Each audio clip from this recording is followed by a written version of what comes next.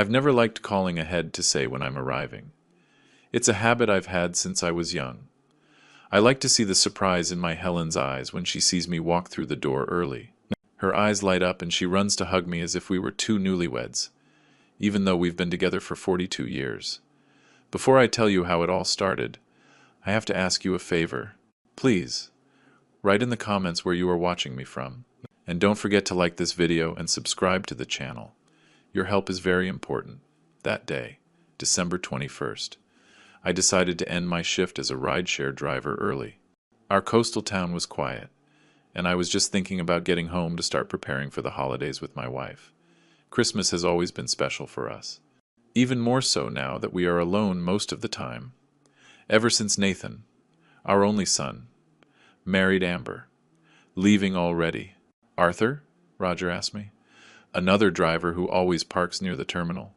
But it's only 4 o'clock. I already met my quota for the day, my friend. I replied, putting my cell phone in my shirt pocket. And I want to surprise my wife. Roger laughed and slapped me on the back. 40 years married, and still with surprises. That's the way to do it, Arthur. I got into my car, 2016 Nissan Versa. I bought a few years ago when I quit construction. My body just couldn't take carrying cement bags and climbing scaffolding anymore at 62. I drove slowly through the streets, thinking about everything Helen and I had built together. Our house, small but decent, had taken us almost 30 years to finish. I laid every brick myself. We saved every dollar to buy materials, with her doing laundry and ironing for other people while I worked double shifts whenever there was work. As I turned the corner of our street, I noticed something strange. There was a car I didn't recognize parked in front of my house. A black Honda Civic. Pretty new. And next to it, Nathan's truck. I didn't expect to see him until Christmas Eve. 3 days later, I parked half a block away and walked slowly toward the house. Something didn't feel right. Nathan never visited us without warning, and certainly not with that car that wasn't his. As I got closer, I heard laughter coming from inside. Men's laughter, women's laughter, glasses clinking.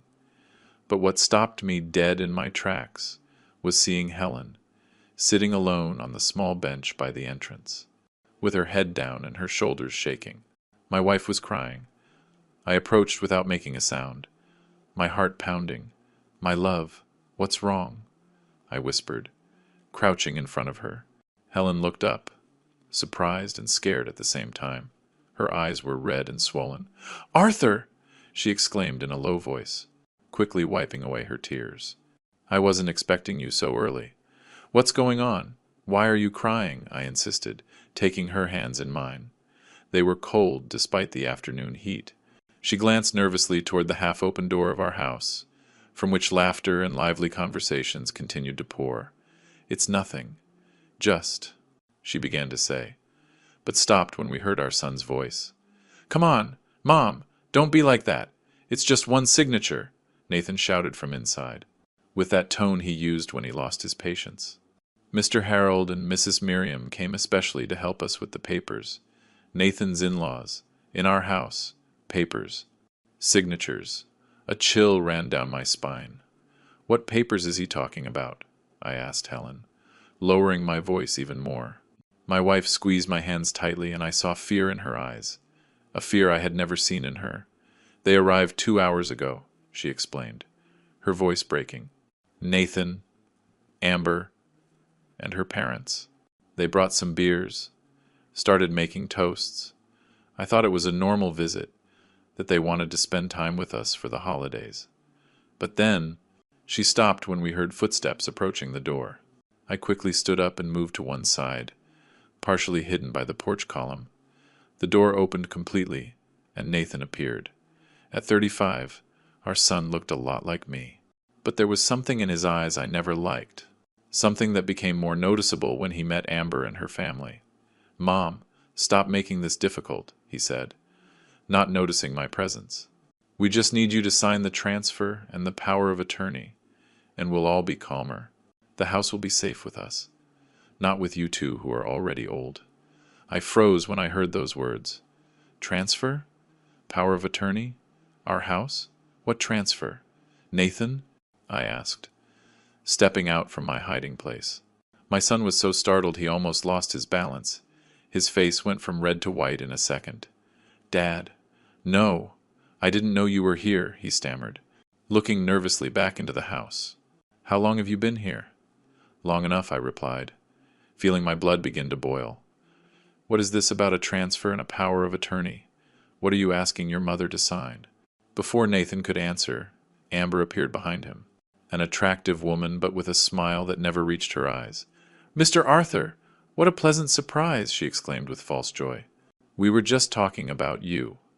Behind her, two more figures appeared, Mr. Harold Ledesma and Mrs. Miriam. He was a bulky man, with a neatly trimmed mustache and expensive clothes.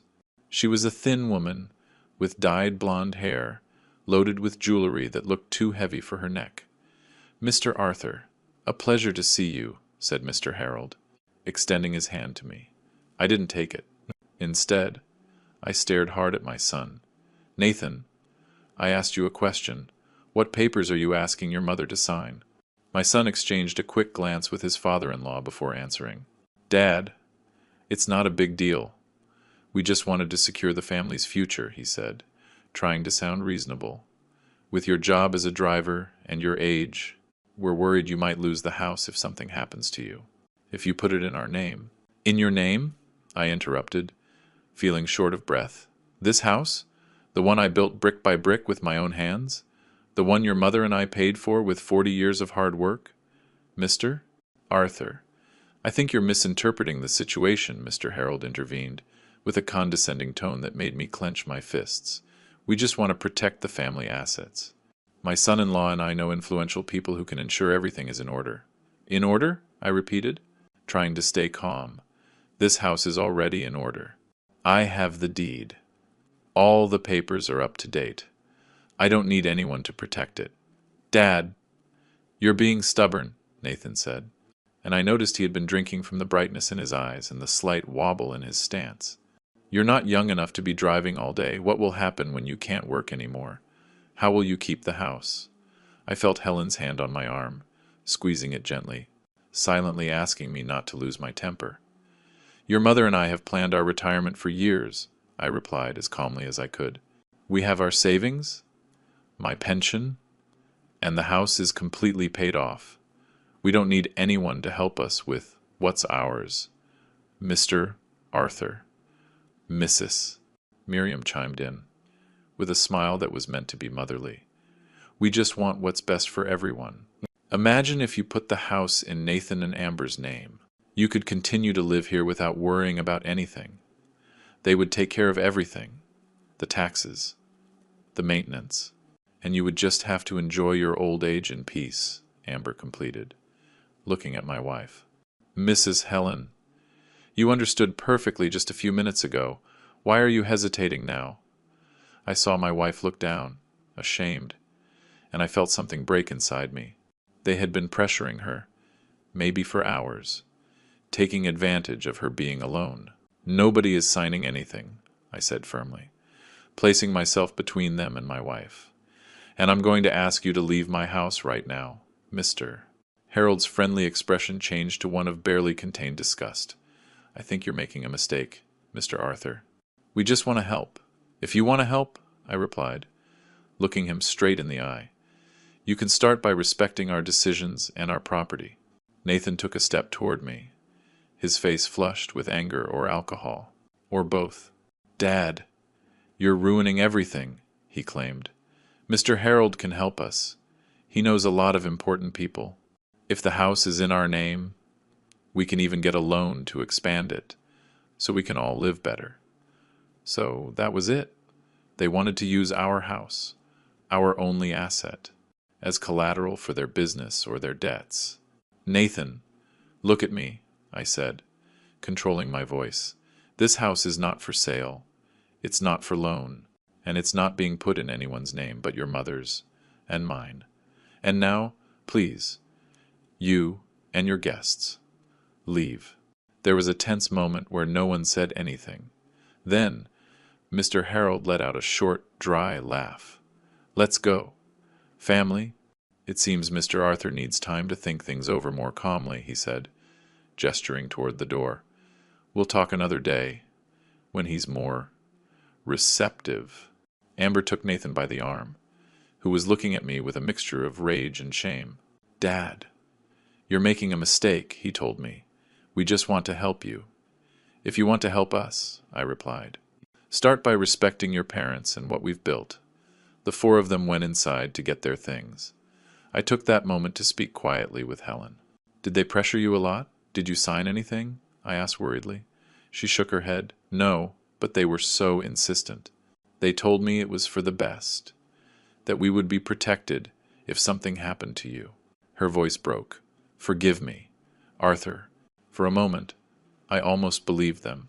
I held her tightly, feeling her fragile body against mine. In that instant, I swore that no one would ever make her cry like that again, not even our own son. A few minutes later, the four of them came out of the house. Mr. Harold gave me a look that was meant to be friendly, but hid something darker. Think about it. Mr. Arthur, the offer still stands. We just want what's best for everyone, he said, extending his hand again. Again. I didn't take it.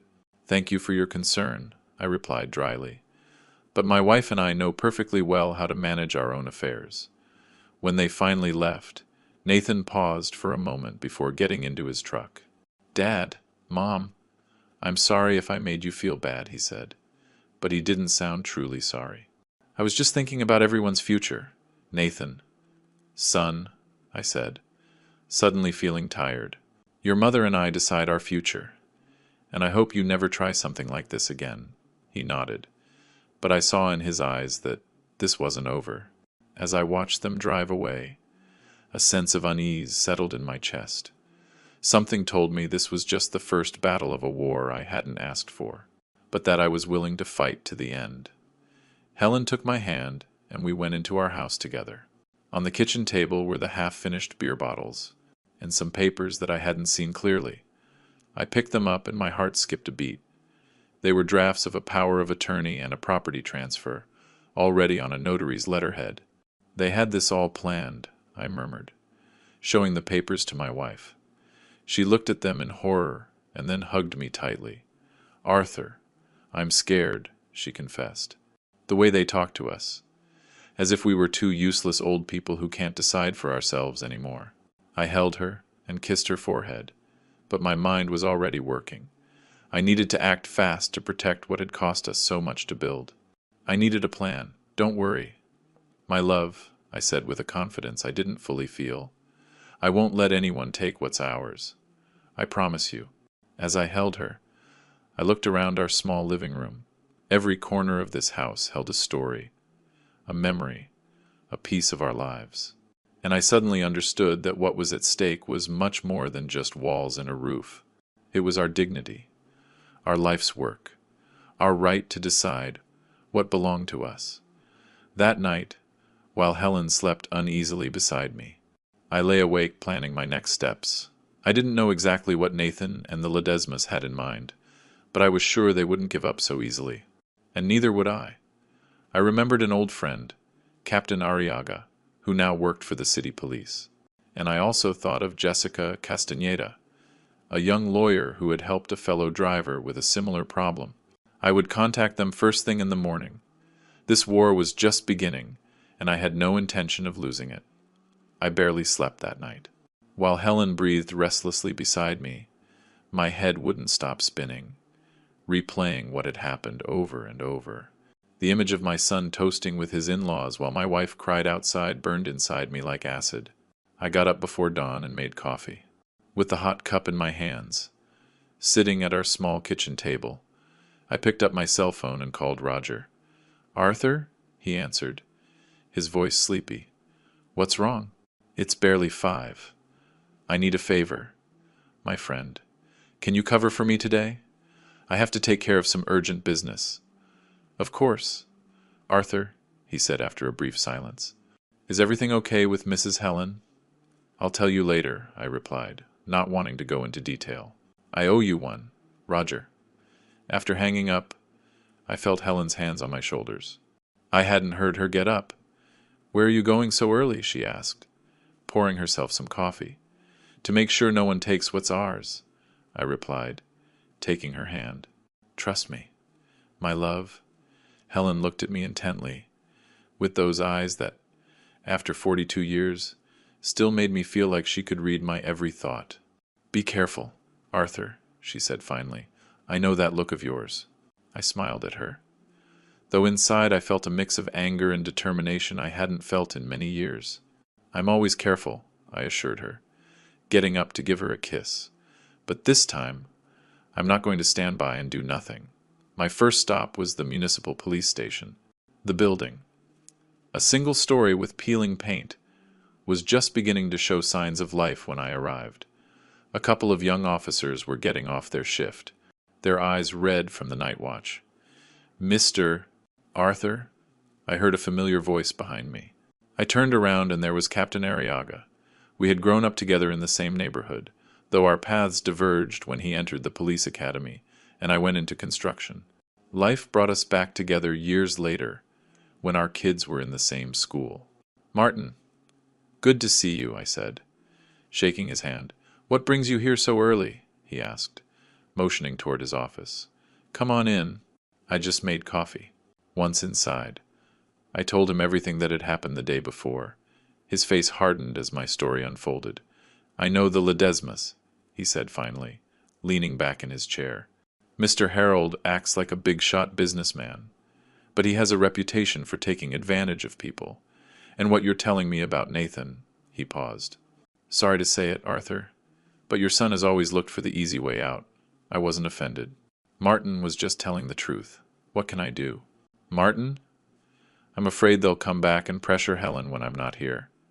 Captain Arriaga rubbed his chin, thoughtfully. "Legally, I can't do much if they haven't committed a crime," he admitted. "But I can send patrols to cruise by your house more often. And if they try anything, you call me immediately." I thanked him, but I knew I needed more than that. I needed legal protection. "Do you know a lawyer named Jessica Castañeda?" I asked. "Mrs. Castañeda? Sure, she's good. Helped several colleagues with property and inheritance problems. Her office is near the market." After saying goodbye to Martin, I headed straight for the lawyer's office. To my surprise, despite the early hour, the lights were on.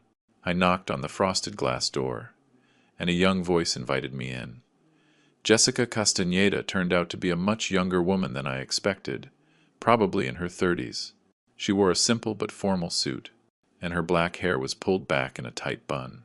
Her eyes, behind thin-framed glasses, studied me with curiosity. "How can I help you?" she asked, pointing to a chair in front of her desk. I told her my situation, without leaving out any details. She listened without interrupting, taking occasional notes in a legal pad. When I finished, she took off her glasses and sighed. "Mr. Arthur, what you're describing is, unfortunately, very common," she said. "Children or relatives pressuring seniors to transfer their assets, sometimes with deception, sometimes with veiled threats. What can I do to protect us?" "Several things," she replied, putting her glasses back on. "First, we need to review your paperwork. Do you have a will?" "I made one about 10 years ago," I admitted. "Nathan is our only son, so we left him as the sole heir." "We need to change that immediately," she said firmly. "And we need to revoke any power of attorney your son might have." "Power of attorney? We haven't given him any power of attorney." The lawyer looked at me intently. "Are you completely sure?" "Sometimes. These documents are signed without fully understanding their implications. Your wife might have signed something without your knowledge." A chill ran down my spine. Helen had told me she didn't sign anything yesterday. But what about before? "I don't know for sure," I admitted. "I need to check." "Let's do this," Jessica proposed, picking up her phone. "I know all the notaries in town. I'll ask them to verify if there's any power of attorney in your son's or daughter-in-law's name. In the meantime, let's prepare a revocation of any existing power of attorney and a new will for the next 2 hours." Jessica drafted several documents while I provided her with all the necessary information about our assets. besides the house. We had some modest savings and a small plot of land on the outskirts that we bought years ago for retirement.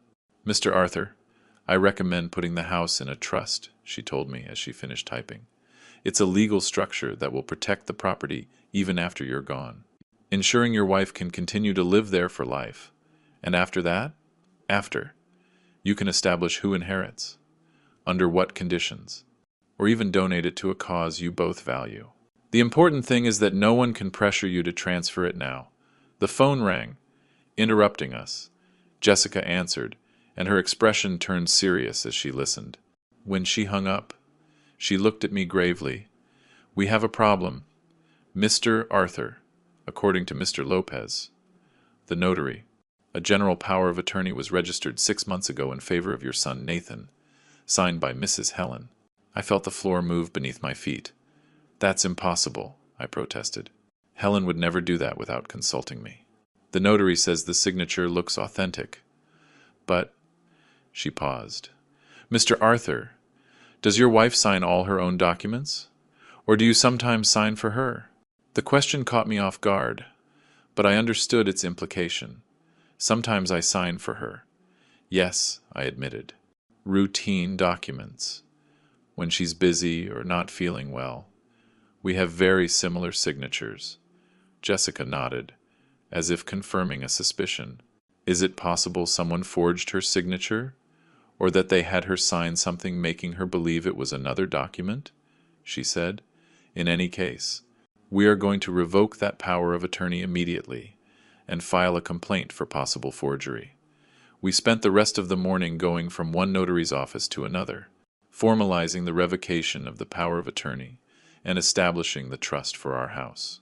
We also changed the will, stating clearly that any attempt at coercion or manipulation would automatically disqualify Nathan as an heir. It was almost noon when we finished, before saying goodbye. Jessica gave me one last piece of advice. Mr. Arthur, you need to get proof of what your son and the Ledesmas are trying to do. If they pressure you again, record the conversation. We're in a one-party consent state, which means only one person needs to consent for the recording to be legal, and that person can be you. She showed me how to set up the recording app on my cell phone and how to activate it discreetly. Then she handed me a folder with copies of all the documents we had processed. Keep these in a safe place. And always carry a copy with you when you leave the house, she recommended. And if you need anything, call me anytime. I left the office feeling stronger, but also sadder. I never imagined I would have to legally protect myself from my own son. As I drove back home, my cell phone rang. It was Helen. Arthur. Nathan just called, she said, her voice tense. He says he's coming over with Mr. Harold, that they have something important to show us. Don't open the door for them, I instructed her. I'm on my way now. I already told them I'm not alone. That Mr. Sal is here fixing the lock. I smiled despite the situation. My wife had been clever enough to invent a lie to keep them at bay. Mr. Sal was the neighborhood locksmith, a burly man respected by everyone, well thought. My love, I'll be there in 10 minutes. I sped up as much as I could without breaking the traffic laws. When I got home, I saw Nathan's truck parked in front of our door, and next to it, Mr. Harold's black Honda Civic. I felt my pulse quicken as I parked my car. Before getting out, I remembered Jessica's advice and activated the recording app on my cell phone. I put it in my shirt pocket, making sure the microphone wasn't blocked. When I entered the house, I found a tense scene. Helen was standing by the kitchen, clearly uncomfortable. Nathan and Mr. Harold were sitting at the table, with several papers spread out in front of them. There was no sign of Amber or Mrs. Miriam. Dad, good thing you're here, Nathan said, standing up. I was just explaining to Mom that we're worried about you. Worried? I asked, walking over to Helen and taking her hand. About what, exactly? Mr. Harold cleared his throat. Mr. Arthur, I think you misunderstood us yesterday. We don't want to take anything from you. On the contrary, we want to protect you. Protect us from what? I insisted. Nathan exchanged a look with Mr. Harold before answering. Dad, you don't know this, but there are people who take advantage of the elderly. Scammers. Abusive neighbors. He paused dramatically. Even the government can seize properties if they aren't properly protected legally. It was such a blatant lie I almost laughed. But I held back. I wanted to see how far they would go. And how exactly are you going to protect us? Mr. Harold pushed some papers toward me. It's very simple. If the house is in the name of a corporation that we control, no one can touch it. You will continue to live here, of course, but legally, you will be safer. I took the papers and glanced over them. It was a sales contract disguised as asset protection, with clauses so abusive they would make a loan shark blush. And you prepared this, Mr. Harold? I asked, keeping my voice neutral. A lawyer friend of mine, he replied proudly. He's very good. He manages the assets of several important families in our state. I see, I said, leaving the papers on the table. And my son agrees with this? Completely. Dad, Nathan chimed in. It's for the good of everyone. Besides, Mr. Harold has offered me a position in his company if we finalize this arrangement. An important position with a good salary. So there it was. The real reason my son was willing to strip us of our home. A job with his father-in-law. Probably the first one he would ever have to actually work hard at. Nathan. Son, I said, measuring each word. How long have you been out of work? His face darkened. I'm not out of work, Dad. I'm between jobs. Besides, I've been helping Mr. Harold with some business. What business? Exactly, I pressed. Mr. Harold intervened before Nathan could answer. Real estate projects, mainly, he said vaguely. There's a lot of potential in this town, especially in areas like this, that are starting to increase in value. Another piece of the puzzle fell into place. They didn't just want our house. They were probably planning to eventually sell it to developers, taking advantage of the fact that our neighborhood was starting to attract tourists and outside buyers.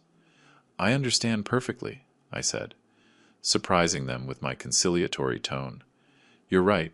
We have to protect the family assets. I saw a flash of triumph in Mr. Harold's eyes, and Nathan visibly relaxed. I'm glad you understand, Dad, my son said, smiling for the first time. Of course, I continued.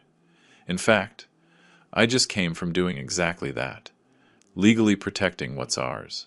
I showed them the folder Jessica had given me and took out some of the documents. This morning, Helen and I put our house into an irrevocable trust, I explained. And we also revoked the power of attorney that my wife supposedly gave to Nathan 6 months ago. Nathan's smile vanished and Mr. Harold stiffened. What have you done? My son asked, incredulous. What I had to do. Protect what's ours, I replied firmly. Oh, and by the way, we also filed a complaint for possible signature forgery. Miss Castaneda is handling everything. Mr. Harold stood up abruptly, gathering his papers. I don't think you're thinking clearly. Mr. Arthur, he said, trying to maintain his friendly tone, but with a note of threat in his voice. We could have reached an agreement beneficial to everyone. There is no agreement that involves taking our house that could be beneficial to everyone, I replied. And now I'm going to ask you to leave my property. Nathan looked at me with a mix of anger and surprise. Dad, you're making a serious mistake. Mr. Harold is just trying to help us. No. Nathan, you're the one making the mistake, I told him, feeling a deep sadness. And I hope one day you realize it. This isn't over, Mr. Harold threatened as he headed for the door. I have friends everywhere, and your little lawyer is going to find that out soon. Your threats are recorded. Mr. Harold, I informed him, taking my cell phone out of my pocket, just like this entire conversation. Miss Castaneda suggested I gather evidence, and that's exactly what I've done. Mr. Harold turned pale, and Nathan was dumbfounded. We'll see you in court if necessary, I added, but I assure you, you will not succeed in taking away what we've built with so much effort. Without another word, Mr. Harold left the house. Nathan stayed for a moment, looking at me with an expression I couldn't decipher. I never thought you would distrust me like this, he said finally. I'm your son, and precisely because you are my son. It hurts me what you're doing, I replied, but I'm not going to allow it. Nathan, for your own good and for ours, When they finally left, Helen came over and hugged me tightly. "Arthur, I was so scared," she murmured against my chest. "When they called, I thought they were coming with papers I had signed without realizing it, or, 'Everything is fine now, my love,' I reassured her. 'They can't do anything to us.' But as I held her, I looked out the window and saw Nathan and Mr. Harold talking heatedly next to their vehicles. My son was gesturing angrily, and his father-in-law seemed to be giving him instructions. I was certain that this wasn't over. It was just beginning. That night I called Mr. Sal, the neighborhood locksmith. I had known him for years. We had worked together on several construction sites when I was still a mason. He was a burly man, with large, rough hands from work, but with the precision of a surgeon when it came to locks. "Change all the locks, right now?" he asked, surprised, when I explained what I needed. "Yes, Sal. It's urgent." There was a moment of silence on the other end of the line. "Problems with the kid?" he finally asked. I wasn't surprised he guessed. In neighborhoods like ours, rumors spread faster than water in a rainstorm. "Something like that," I admitted. "I'll explain when you get here."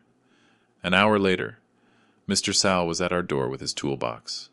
While he worked on the main lock, I told him what had happened, omitting only the most painful details. "It's not the first case I've seen." "Mr. Arthur," he commented as he dismantled the door's mechanism, "last month I changed the locks for Mrs. Herman because her nephew stole her pension twice. And what happened? Well, the kid came in a rage, threatening to break down the door. I had to call the police." He paused to adjust a piece. "He hasn't been back since. I think he lives in the next town over now." While Mr. Sal continued to work, Helen made coffee. When we sat at the small kitchen table, she gripped my hand tightly. "Arthur, do you think Nathan will try to force his way in?" she asked. Worry etched on her face. Before I could answer, Mr. Sal spoke up from the doorway. "Don't you worry, Mrs. Helen.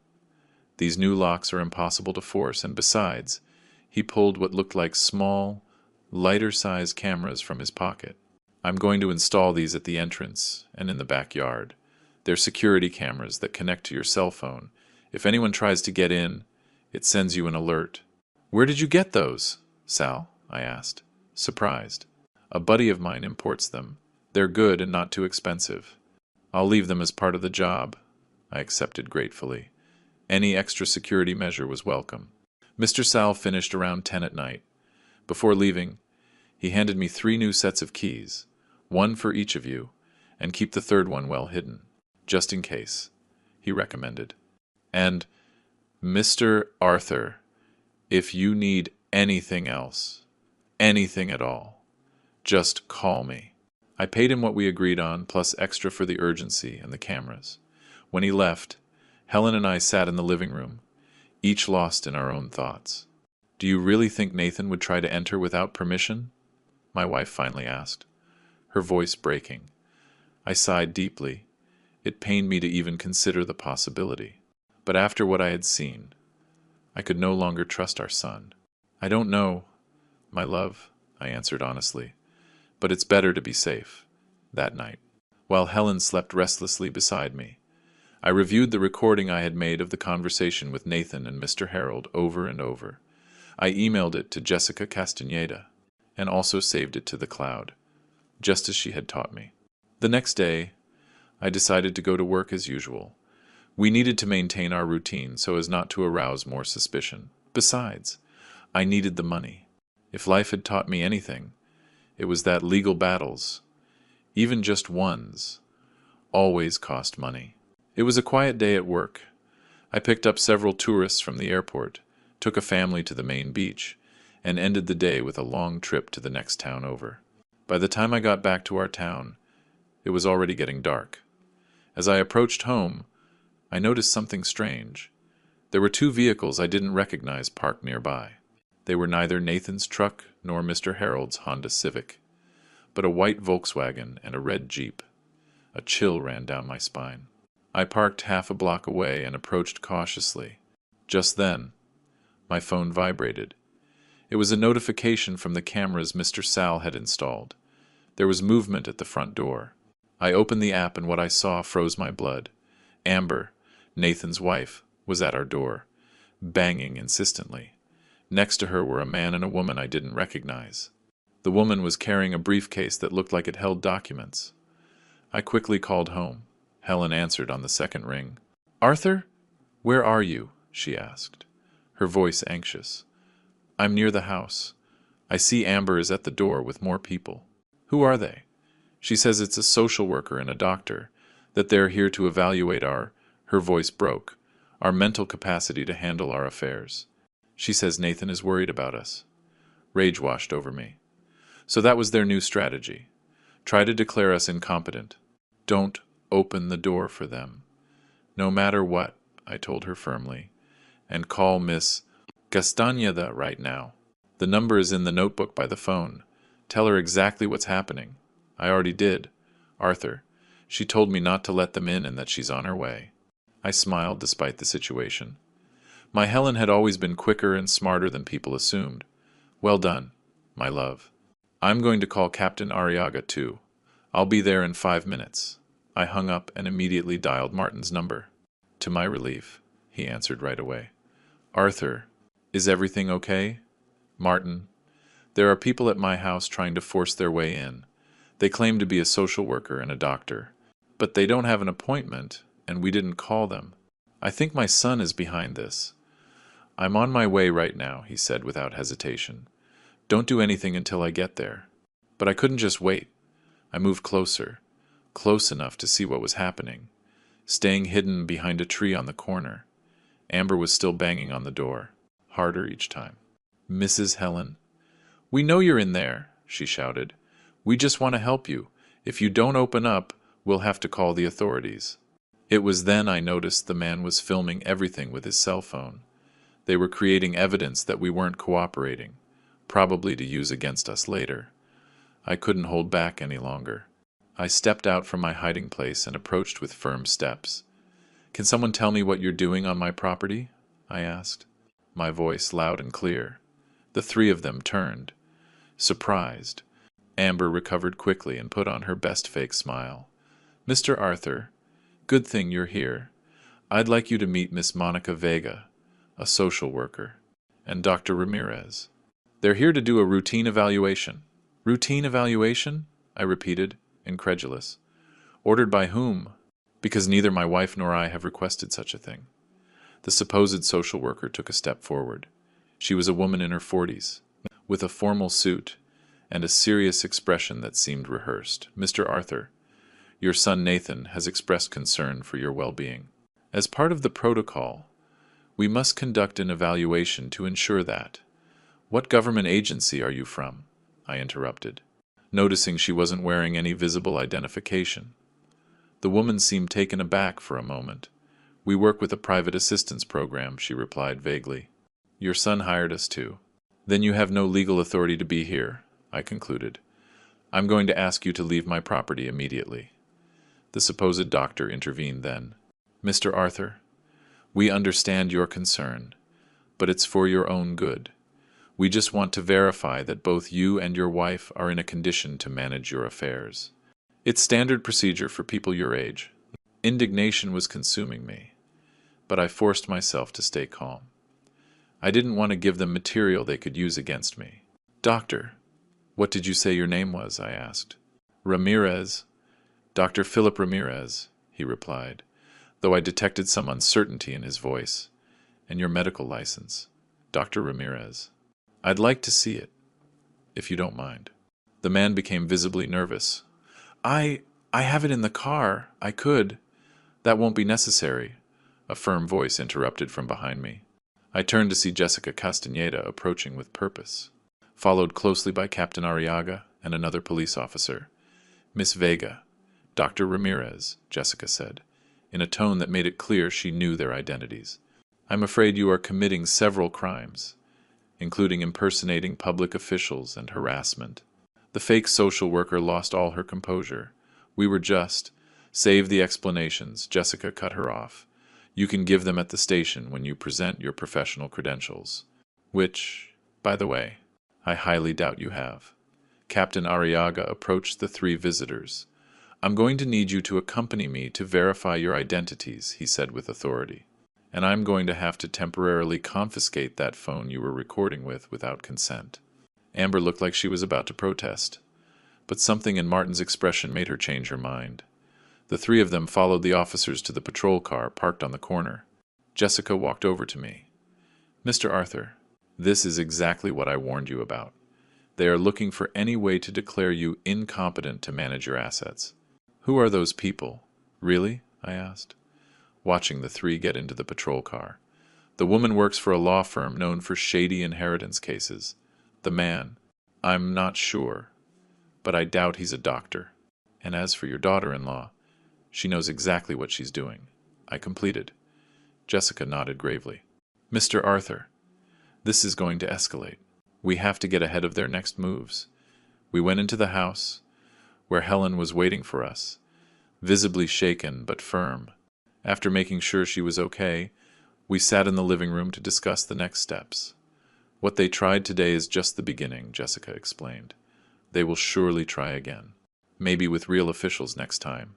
We need to legally establish that you are in full possession of your mental faculties. How do we do that? Helen asked. First thing tomorrow. I'll take you to a geriatric doctor and a forensic psychologist for evaluations, Jessica replied. These reports will be crucial if they try to question your capacity in court. I nodded, understanding the strategy. And what about the forged power of attorney? I asked. I've already filed the formal complaint. Mr. Lopez, the notary, is cooperating. He says he vaguely remembers Mrs. Helen, but admits he didn't verify her identity with the required rigor. That gives us a good case to nullify the document. Then, Jessica took some papers from her briefcase and spread them on the table, in addition to the trust we've already established. I recommend we do this, she pointed to a legal document. It's an advance directive. Basically, you designate someone you trust to make decisions for you in the event you truly do lose capacity in the future. This way, you ensure that, no matter what, Nathan or the Ledesmas cannot control your affairs. And who could we designate? Helen asked, her voice breaking. Nathan is our only son. The question hung in the air, heavy and painful. It was true, other than Nathan. We had no close relatives who could take on that role. Think of trusted friends. People who have proven their loyalty over the years, Jessica suggested. I immediately thought of Roger, my fellow driver. We had known each other for over 15 years, and he had always been like a brother to me, but I wasn't sure if he would accept such a responsibility. I have someone in mind, I said finally, but I need to talk to him first. Jessica nodded sympathetically. There's no rush for this document. The important thing now is to focus on the medical evaluations and strengthening our legal position. When Jessica left, Helen and I sat in silence. Finally, my wife spoke.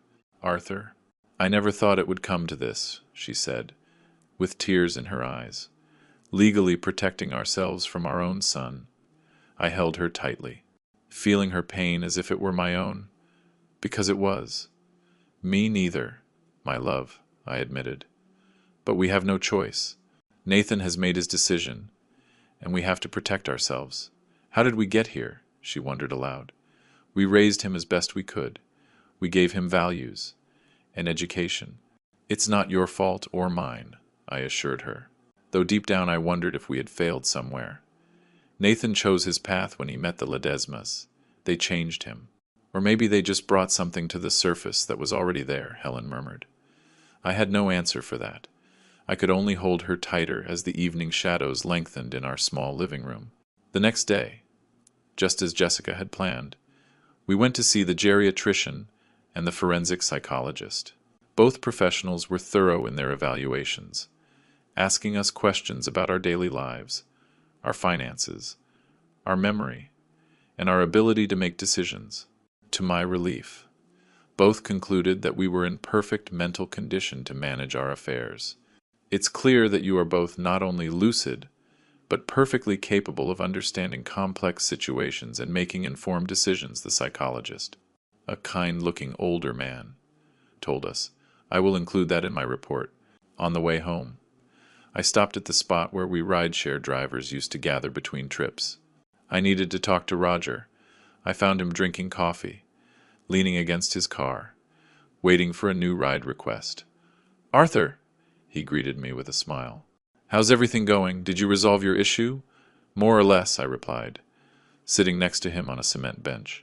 "Actually, that's what I wanted to talk to you about." I told him everything that had happened, from the initial scene with Nathan and his in-laws to the forced evaluation attempt the day before. Roger listened intently, his expression changing from surprise to outrage. "I can't believe it. Arthur," he said when I finished my story, "your own son doing this? For a house?" "It's not just the house, Roger. It's the easy money. It's the control." I sighed deeply. "The fact is, I need to ask you something important." I explained about the advance directive and what it entailed. To my surprise, Roger didn't hesitate for a second. "Of course I'll accept, Arthur. It would be an honor for you to trust me with something like that. You and Mrs. Helen have been like family to me ever since my wife passed away." I felt a lump in my throat. The loyalty of a true friend in times like these was invaluable. "Thank you, Roger. You don't know what this means to us." We talked for a while longer, and then I returned home with a mix of contradictory emotions. On one hand, the deep sadness of being at war with my own son. On the other, gratitude for having people like Jessica, Martin, and Roger who were willing to help us in these dark times. When I got home, I found Helen in the kitchen, preparing lunch. There was something different about her, a new determination I hadn't seen in days. "How did it go with Roger?" she asked, as she chopped vegetables with precision. "He accepted without hesitation," I replied, washing my hands in the sink. "He says it's an honor for him." Helen nodded, as if she had never doubted the answer. "Good. Then tomorrow we'll call the lawyer to prepare the document," she said firmly. "And Arthur, I've been thinking, maybe we should consider changing the locks on the plot of land too." I was surprised by her suggestion, but she was right. The small plot of land we had bought on the outskirts for our retirement could also be in Nathan and the Ledesmas' sights. "You're right," I agreed. "I'll call Mr. Sal to take care of that too. And one more thing," Helen continued, setting the knife aside and looking at me directly. "I want to learn how to use the cell phone better, how to use those security apps, how to record conversations, all of it. I don't want to always depend on you to protect us." Her determination filled me with pride and love. My Helen, always stronger than people assumed. "I'll teach you everything I know," I promised, hugging her. "And what I don't know, we'll learn together." That afternoon, as I showed her how to use the different security apps on her phone, I felt something changing within us. The pain of Nathan's betrayal was still there, sharp and deep, but alongside it, a fierce determination was growing. Not to let ourselves be beaten, to protect what we had worked so hard to build throughout our lives. We knew the battle was just beginning. Nathan and the Ledesmas surely had more tricks up their sleeves, but we were no longer unprepared. We were armed with legal knowledge, with evidence, with faithful allies, and, above all, with the certainty that what we were defending was just and ours. Night was falling when I received a message from Miss Jessica. It was a notification that the court had accepted our complaint for signature forgery and that a formal investigation would soon begin. It was a small victory, but it gave us hope. As I watched Helen practicing with her cell phone, I smiled to myself. The Ledesmas and Nathan thought we were two helpless old people, easy to manipulate and deceive. How wrong they were. They had barely seen what we were capable of.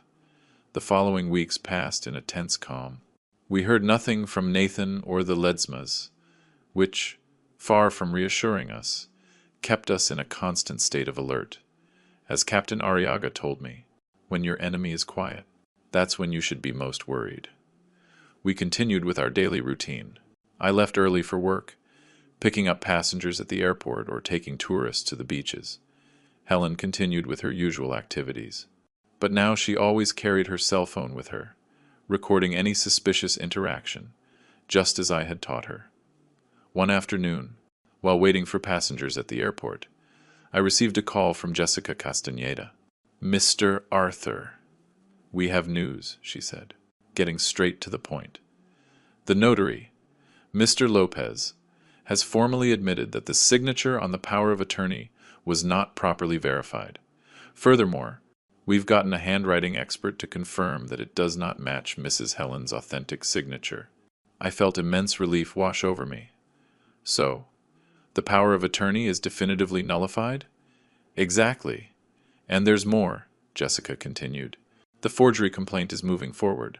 The judge has summoned Nathan to testify next week. That was good news, but also worrying. If Nathan was legally cornered, what would he try now?" "Do you think they'll try something else?" I asked. There was a brief silence on the other end of the line. "Mr. Arthur, people like the Ledesmas don't give up easily," she replied cautiously. "They've invested time and resources in this. They are probably planning their next move."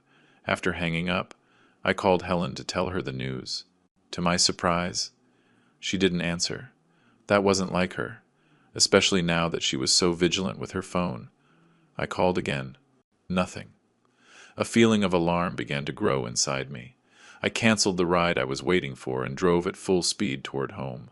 During the drive, I tried calling her several more times, but she still didn't answer.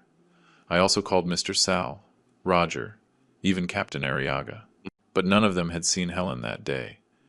As I turned onto our street, I saw something that froze my blood. Nathan's truck was parked in front of our house, and next to it, another vehicle I didn't recognize. I parked at a distance and approached cautiously. Just then, my phone vibrated. It was an alert from the security cameras. I opened the app and saw images of Nathan, Amber, and another person I didn't know entering our house. Helen was with them, but something didn't seem right about her. She was moving slowly. I immediately called Captain Arriaga. "Martin, they're in my house. Nathan and other people. Something's not right with Helen." "I'm on my way," he responded without hesitation. "Don't go in alone. Arthur, wait for me." But I couldn't just wait. My wife could be in danger. I moved toward the house, my heart pounding. Before reaching the door, I decided to check the side window first, where I could see part of the living room without being seen. What I witnessed left me frozen. Helen was sitting on the sofa, with a lost look in her eyes, while a man in a white coat took her blood pressure. Amber was filming everything with her cell phone, and Nathan was talking animatedly, as if explaining something. I couldn't hear what they were saying, but it was clear they were creating some kind of evidence about Helen's health. Rage flooded me as I saw how my wife seemed unable to defend herself. Had they given her something?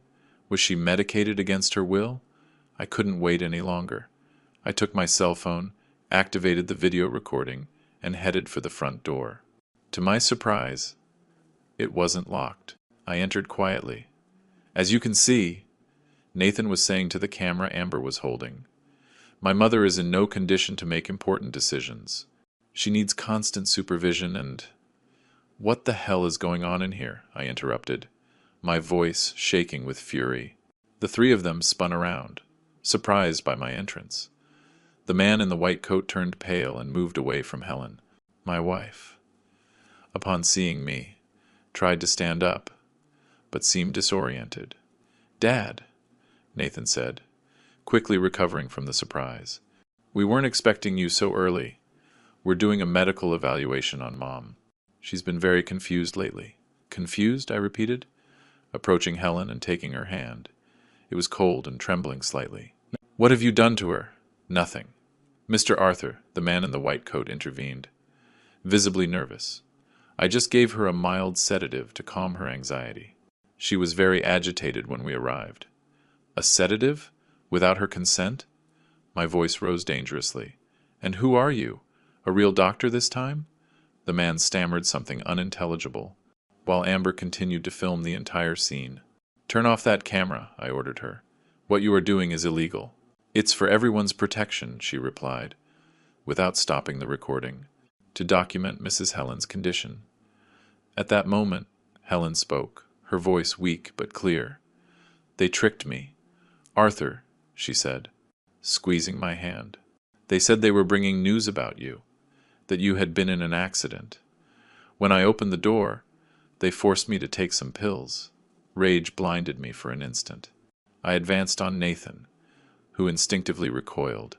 "Do you realize what you've done?" I said, restraining myself from losing my temper. "This is assault. It's elder abuse. It's breaking and entering." "We're just trying to help," Nathan insisted, though his voice no longer sounded so confident. "Mom needs attention. You don't see how she is because you're out all day, working." "Enough," I cut him off. "I want all three of you out of my house right now. And you," I turned to the supposed doctor. "Tell me exactly what you gave my wife." The man, growing more nervous, took a bottle of pills from his pocket. "It's just a mild anti-anxiety pill. It won't cause any harm. The effect will wear off in a few hours." I took the bottle and pocketed it. It would be important evidence. "Out of my house. Now," I repeated. But Nathan didn't move. "We're not leaving.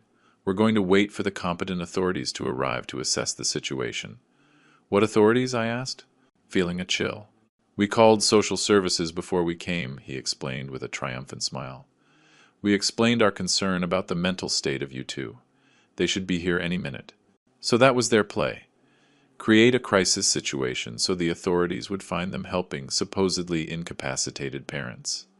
I was about to answer when I heard vehicles parking in front of the house. For a moment, I feared it really was social services. But then I saw Captain Arriaga's patrol car out the window, and next to it, another vehicle from which Jessica Castaneda was getting out. "It looks like your authorities just arrived," I told Nathan, feeling immense relief. A minute later, Captain Arriaga entered the house, followed by another officer and Jessica. The lawyer immediately ran to Helen. "Mrs. Helen, are you all right?" she asked, kneeling in front of her. "They gave me something. I feel dizzy," my wife replied. Jessica turned to the man in the white coat, who now looked like he wanted to disappear. "Did you administer medication to her without her consent?" she asked in a sharp tone. "Are you aware that constitutes a serious crime?" Meanwhile, Captain Arriaga approached Nathan and Amber. "I'm going to have to ask you to come with me to the station to make some statements," he said with authority.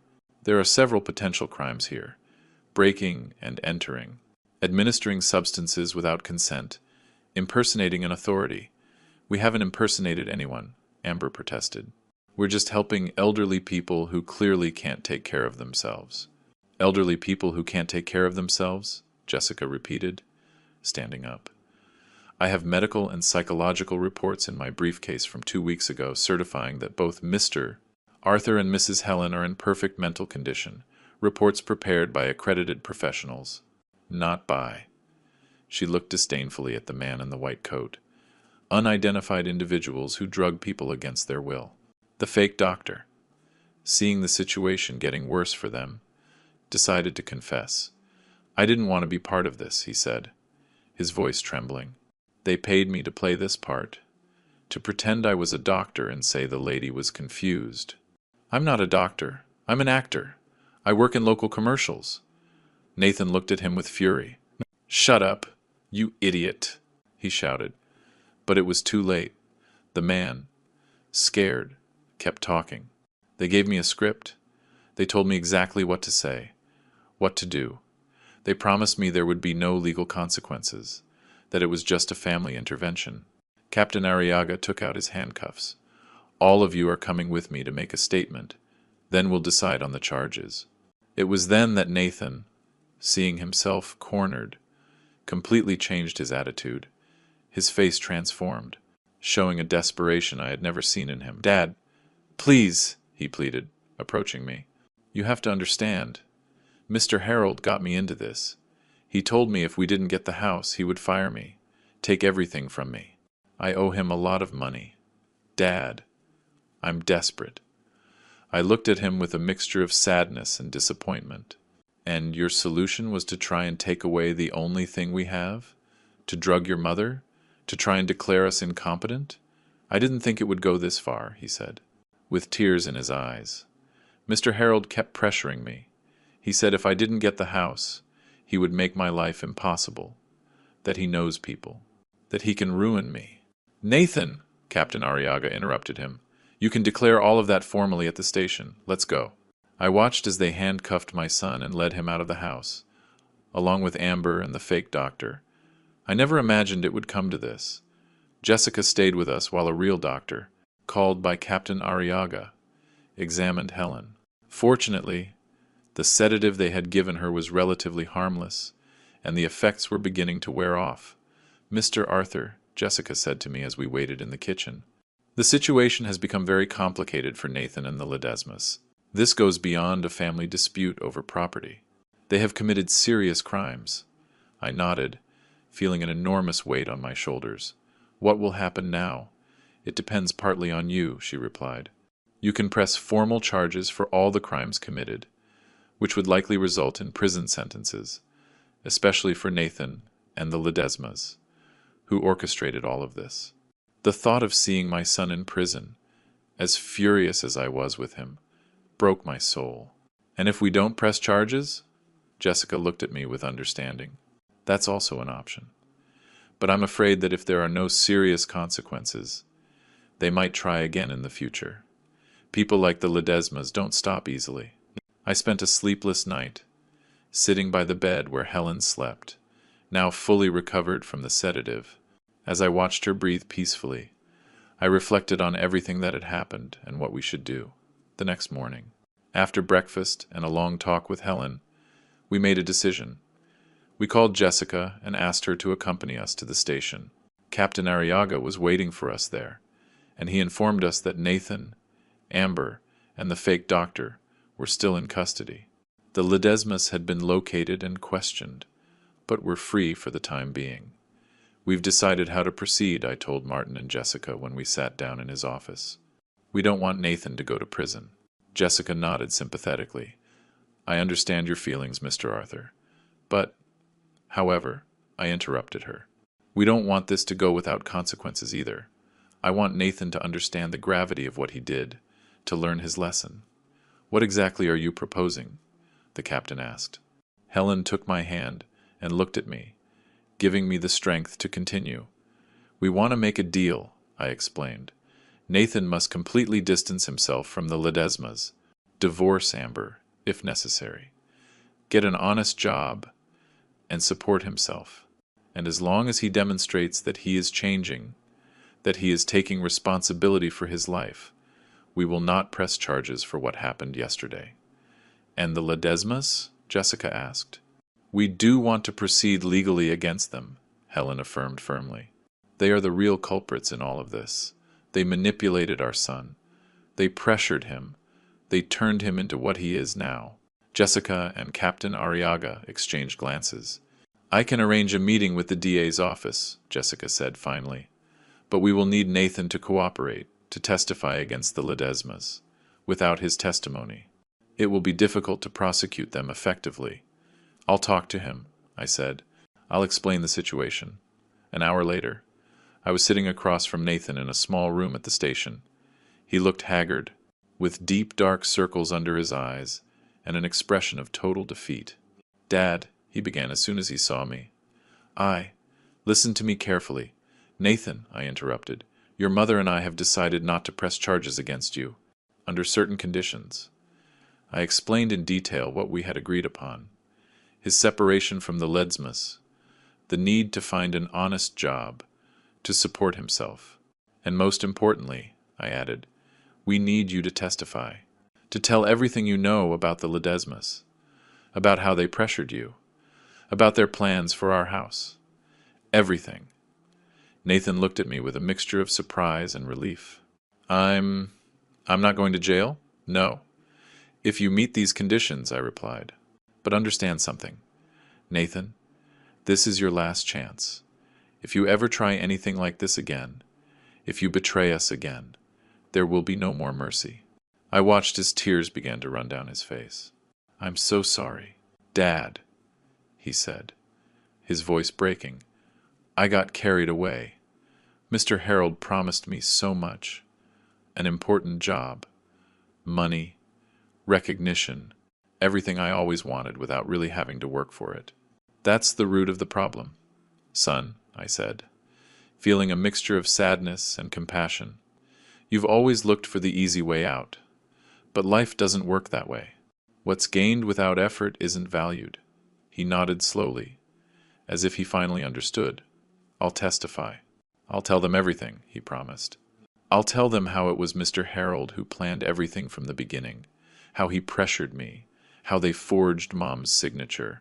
Good, I said, getting up to leave. Miss Castaneda will be here soon to take your formal statement. When I was about to leave, Nathan called out to me.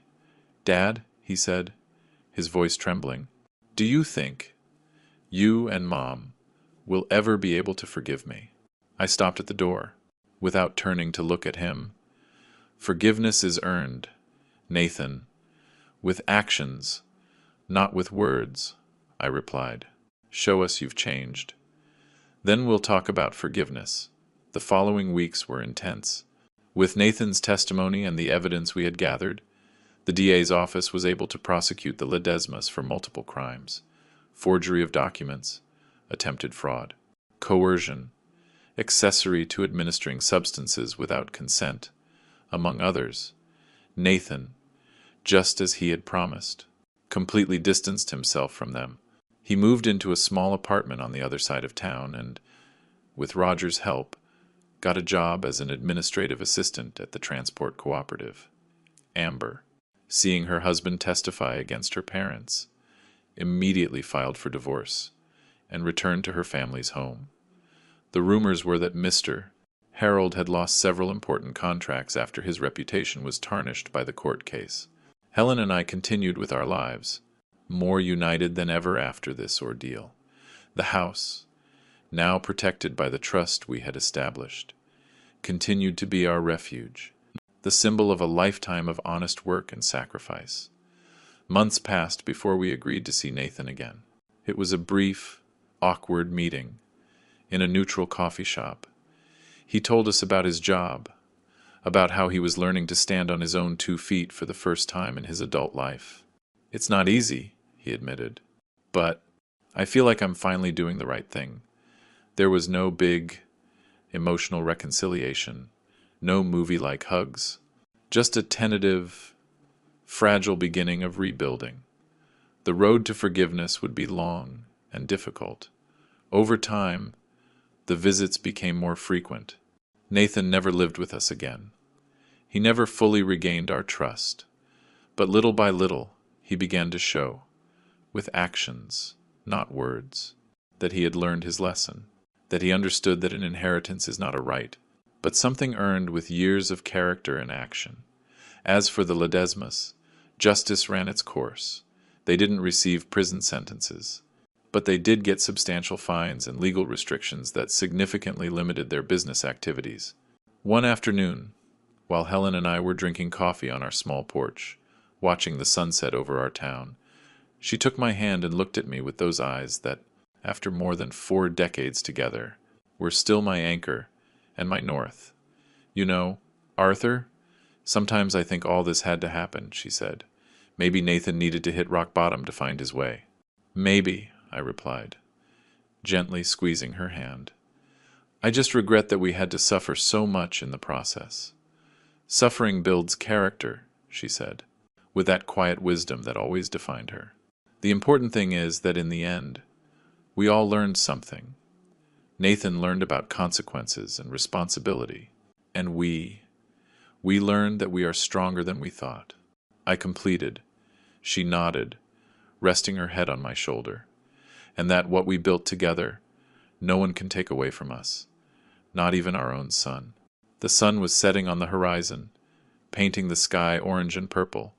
Our house, modest but decent, stood firm behind us, a silent witness to a shared lifetime of struggles and triumphs, of disappointments and renewed hopes. And as I held Helen, I understood that that was what truly mattered. Not the walls, not the deed, but what we had built together. A life of honesty, of hard work, of unbreakable love. That was our true legacy. One that no one, not even those closest to us, could ever take away. If my story moved you, and you found it valuable, don't forget to subscribe to William's Revenge Stories and activate notifications. Your support encourages me to keep sharing these life experiences that we can all learn from.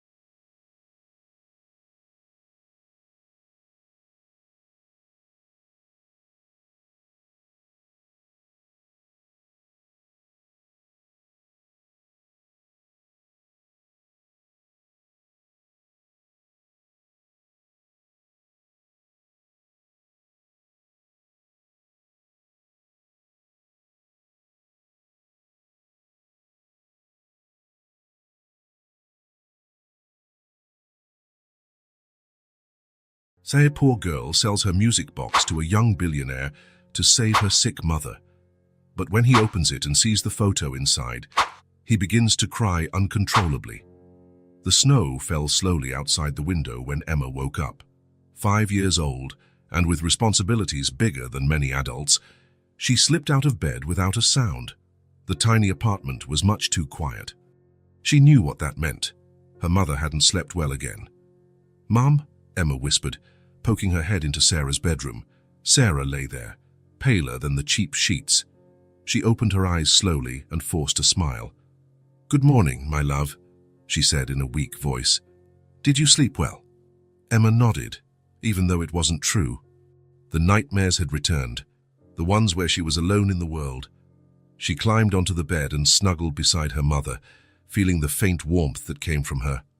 "I'm going to make your medicine," Emma said, brushing a strand of hair away from her mother's face. "You don't have to, sweetheart. Rest a little longer."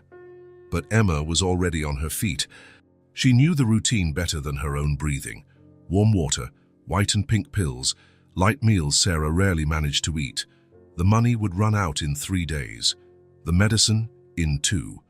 While she prepared breakfast, Emma glanced at the small music box on the living room shelf. It was the most beautiful thing they owned. Hand-carved wood, delicate golden details, and a ballerina who danced when opened. Sarah said it belonged to a man she loved very much before Emma was born. A man who never knew he had a daughter. "It's the only thing I have left of him," Sarah used to say, her eyes distant. She never said more than that. That morning, while her mother slept after taking her medication, Emma made a decision. She carefully took the music box and wrapped it in the only pretty scarf they had. She placed it inside her backpack and left quietly. The city, busy and intimidating, was huge and scary for such a small girl, but Emma had learned not to show fear. She walked 6 blocks until she reached the street lined with stores. She'd been there before, staring at the displays with her mother, back when the illness wasn't so advanced. She knew exactly where to go. The sign reading "Antiques and Curiosities" was a bit faded. The bell above the door chimed when Emma went in. The place smelled of old books and polished wood. "May I help you?" asked an older man with white hair from behind the counter. Emma swallowed hard. I want to sell this." She took the box out of her backpack, carefully unwrapping the scarf. The music box gleamed under the store's lights, as if it had a life of its own. The man adjusted his glasses. "An interesting piece, but I don't buy things from children." "Where are your parents?" "My mom is sick," Emma answered, with the dignity that only children forced to grow up too fast can have. "We need money for medicine." The man hesitated. At that exact moment, the bell on the door rang again. Ryan Carter rarely entered antique shops. In fact, at 35 and with an impressive fortune built in the tech industry, he hardly stepped into any store at all. He had people to do that for him. But something about that window caught his eye as he passed by. Or maybe he was just bored with yet another purposeless day. "Mr. Carter," the owner nearly dropped his glasses in surprise. "What an honor to have you here." Ryan nodded, uninterested in the flattery. His eyes were drawn to the glow of the music box in Emma's small hands. "Is that for sale?" he asked, pointing to the object. Emma looked up at the tall man in his expensive suit. There was something in his eyes, a loneliness she recognized even if she couldn't name it. "Yes," she answered. "It's a special music box." Ryan didn't know why it intrigued him so much. Maybe it was the determination on the child's face or some detail on the box that seemed familiar. He moved closer and knelt down to Emma's height. "May I see it?" Emma hesitated for a second, then handed over the box. Ryan opened it carefully. A delicate melody filled the shop as the ballerina began to spin. A strange sensation washed over him, like an echo of something lost long ago. "How much do you want for it?" Ryan asked, still staring at the box. $300, Emma replied without hesitation, the exact amount her mother needed for the next month's medication. The store owner coughed. "The girl doesn't know what she's talking about, Mr. Carter. Let me assess it properly for you and—" "500, Ryan interrupted, looking directly at Emma. "It's worth $500. Emma's eyes widened. It was more money than she had ever seen in her life. "But there's a condition," Ryan continued. "You have to tell me the story of this box." Emma's face grew serious. "It was my mum's. A man she loved very much gave it to her before I was born. It's the only thing we have left of him. Mom says he doesn't know I exist." Ryan felt something stir in his chest, a premonition, an inexplicable connection. "Your mother, what's her name?" "Sarah," Emma replied. Sarah Miller. The name meant nothing to Ryan, but still, he felt a chill. He took out his wallet and counted out the money, handing it to Emma. "Thank you, sir," she said, carefully holding the bills. Her eyes lingered on the music box one last time. "Please take good care of it." "I will," Ryan promised. "What's your name?" "Emma." "Emma Miller. Where do you live, Emma?" Emma hesitated, remembering what her mother had taught her. Never give strangers your information. But something about this man felt safe. "At the Westbrook building, apartment 512, she finally replied. Ryan nodded, memorizing the address without knowing exactly why. As Emma left the shop, he stood there looking at the music box in his hands, feeling a weight heavier than the object itself suggested. What Ryan Carter didn't know, as he watched little Emma disappear into the busy street, was that he had just bought far more than a simple antique. That music box held secrets that would connect their destinies in ways he could never imagine. And he was about to discover that in the most unexpected way possible. Ryan left the antique shop with the music box in hand, still intrigued by the impulse that made him purchase it. It wasn't like him to act without thinking, without calculating, without a plan. His driver waited discreetly at the corner, as always. "Home, sir?" Ryan nodded, distracted, as he turned the music box between his fingers. The driver cast a curious glance in the rearview mirror but said nothing. He was used to his employer's eccentricities. The Carter mansion was a monument to success and loneliness. Large windows, open spaces, and an impersonal decor that looked like it came straight out of an architecture magazine. Ryan rarely noticed it, but today, the emptiness of the place felt overwhelming. "Cancel my afternoon appointments," he instructed his assistant on the phone as soon as he entered.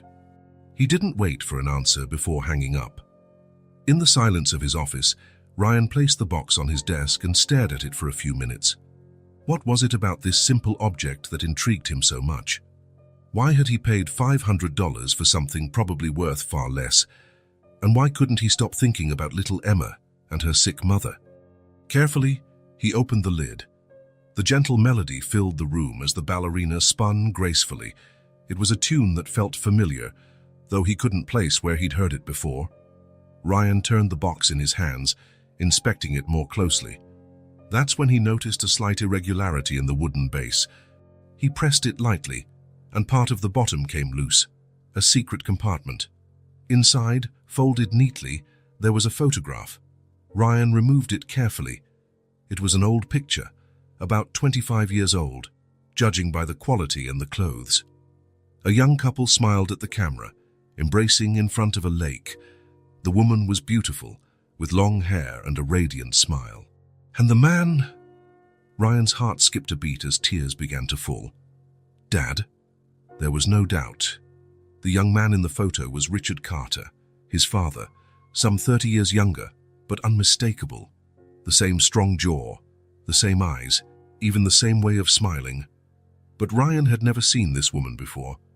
And never, in his entire life, had he seen his father look at anyone like that. Not even his mother. Ryan froze for a moment, trying to understand what it meant. The music box Emma had sold belonged to Sarah, her mother. Sarah, who kept a photo of Ryan's father as a treasure.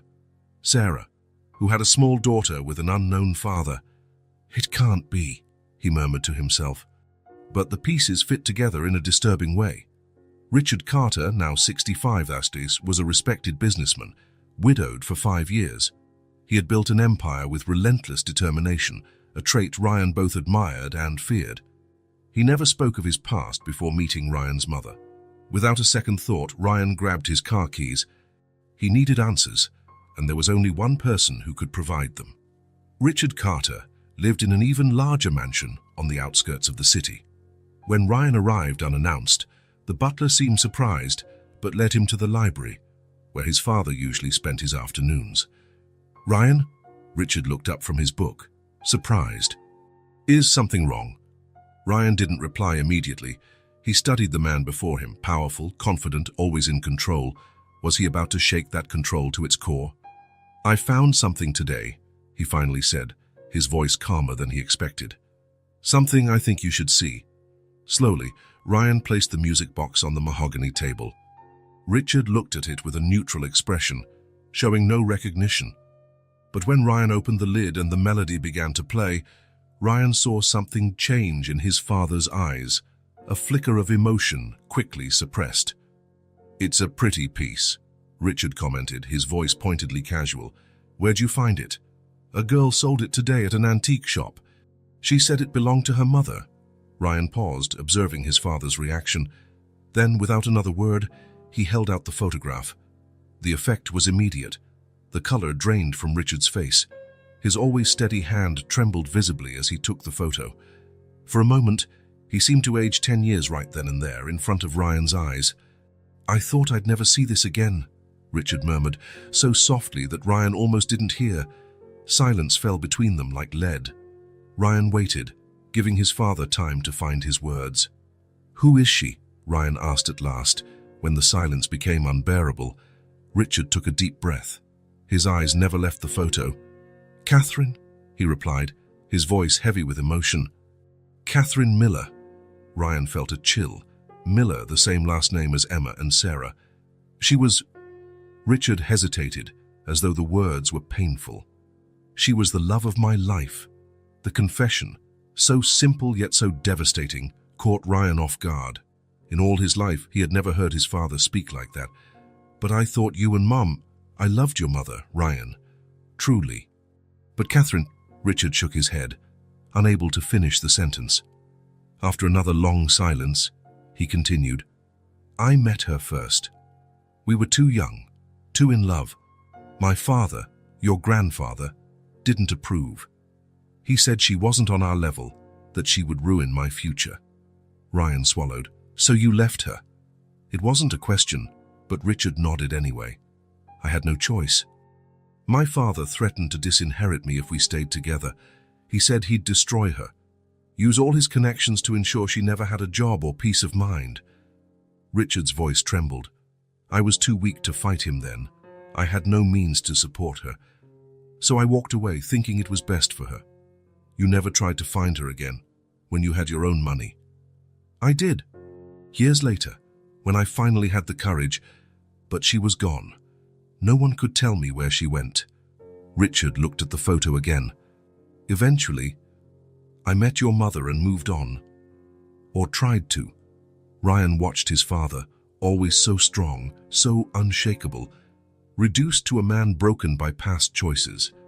But there was still one question he needed to ask. "The girl who sold me this box is named Emma Miller. She's 5. Her mother's name is Sarah." Ryan paused. "Sarah Miller." Richard's face went rigid, his eyes widening in realization. "Catherine had a daughter," he whispered. "Was she pregnant when I left?" No, Ryan replied, feeling the weight of the moment. But if Sarah is Catherine's daughter, and you never knew she existed? The implication hung in the air like a heavy cloud. Richard brought a hand to his mouth, shock evident in every line of his face. I have a daughter. And a granddaughter. Ryan nodded slowly. If this is true, yes. Little Emma said Sarah's father never knew about her. Richard stood abruptly, staggering as though physically struck. He walked to the window, turning his back to Ryan, shoulders slumped. All these years, he murmured, his voice thick with emotion. I lost all these years. Ryan watched him in silence, feeling a confusing mix of emotions, shock, anger over the unspoken lie, but also a strange hope. He had always been an only child, always felt the weight of solitude. The idea of having a half-sister was both terrifying and wonderful. What do we do now? Ryan finally asked. Richard turned around, red-eyed determination shining through. Let's find them, he answered firmly. Let's find our family. The Westbrook building didn't match the rest of the neighborhood. It was an old structure with peeling paint and a dimly lit entrance. Ryan parked his luxury car out front, drawing curious stares from passers-by. His father, Richard, sitting in the passenger seat, looked just as out of place as the vehicle. Are you sure this is it? Richard asked, nervousness evident in his voice. Ryan nodded. Apartment 512, that's what Emma said. The two men entered the building in silence. The elevator was out of service, under maintenance for 6 months, a neighbor informed them with an apologetic smile. They climbed the 5 flights of stairs, each step intensifying the anxiety they felt. In the hallway on the 5th floor, Richard paused. I don't know if I can do this, he admitted, running a hand through his graying hair. What if she hates me? What if she wants nothing to do with me? We don't even know if she's really your daughter, Ryan reminded him, though all signs pointed that way. Let's just talk. Find out the truth. They reached apartment 512. The door was worn, the blue paint peeling at the edges. Ryan took a deep breath and knocked. After a few seconds, they heard light footsteps approaching. The door opened, and there stood Emma, her eyes going wide as she recognized Ryan. Did you come back for the music box? She asked, confused. I don't have the money to return to you now. No, it's not that, Ryan said quickly. I just wanted to talk to your mom. Is she home? Emma hesitated, suspicious, glancing from Ryan to Richard. There was something familiar about the older man she couldn't place. My mom's resting, she finally said. She hasn't been feeling well. It's important, Ryan insisted gently. I promise we won't bother her too long. After another moment's hesitation, Emma opened the door fully. Come in, I'll see if she's awake. The apartment was small but clean and organized. Framed photos decorated the walls, most of them showing Emma at various ages. Ryan noticed one in particular, a young woman holding a baby, smiling despite the exhaustion in her eyes. Probably Sarah, he thought. Richard seemed unable to move, taking in every detail of this environment, searching for any sign of the life he had never known. Emma returned a few minutes later. Mom said you can come in. They followed her down a short hallway to a simple bedroom. Sarah was sitting up in bed, propped against pillows. Ryan felt a pang seeing her condition.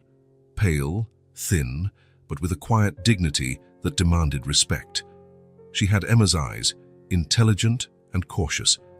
My daughter said you wanted to speak with me, Sarah began, her voice stronger than her appearance suggested. What's this about? Ryan stepped forward. I'm Ryan Carter.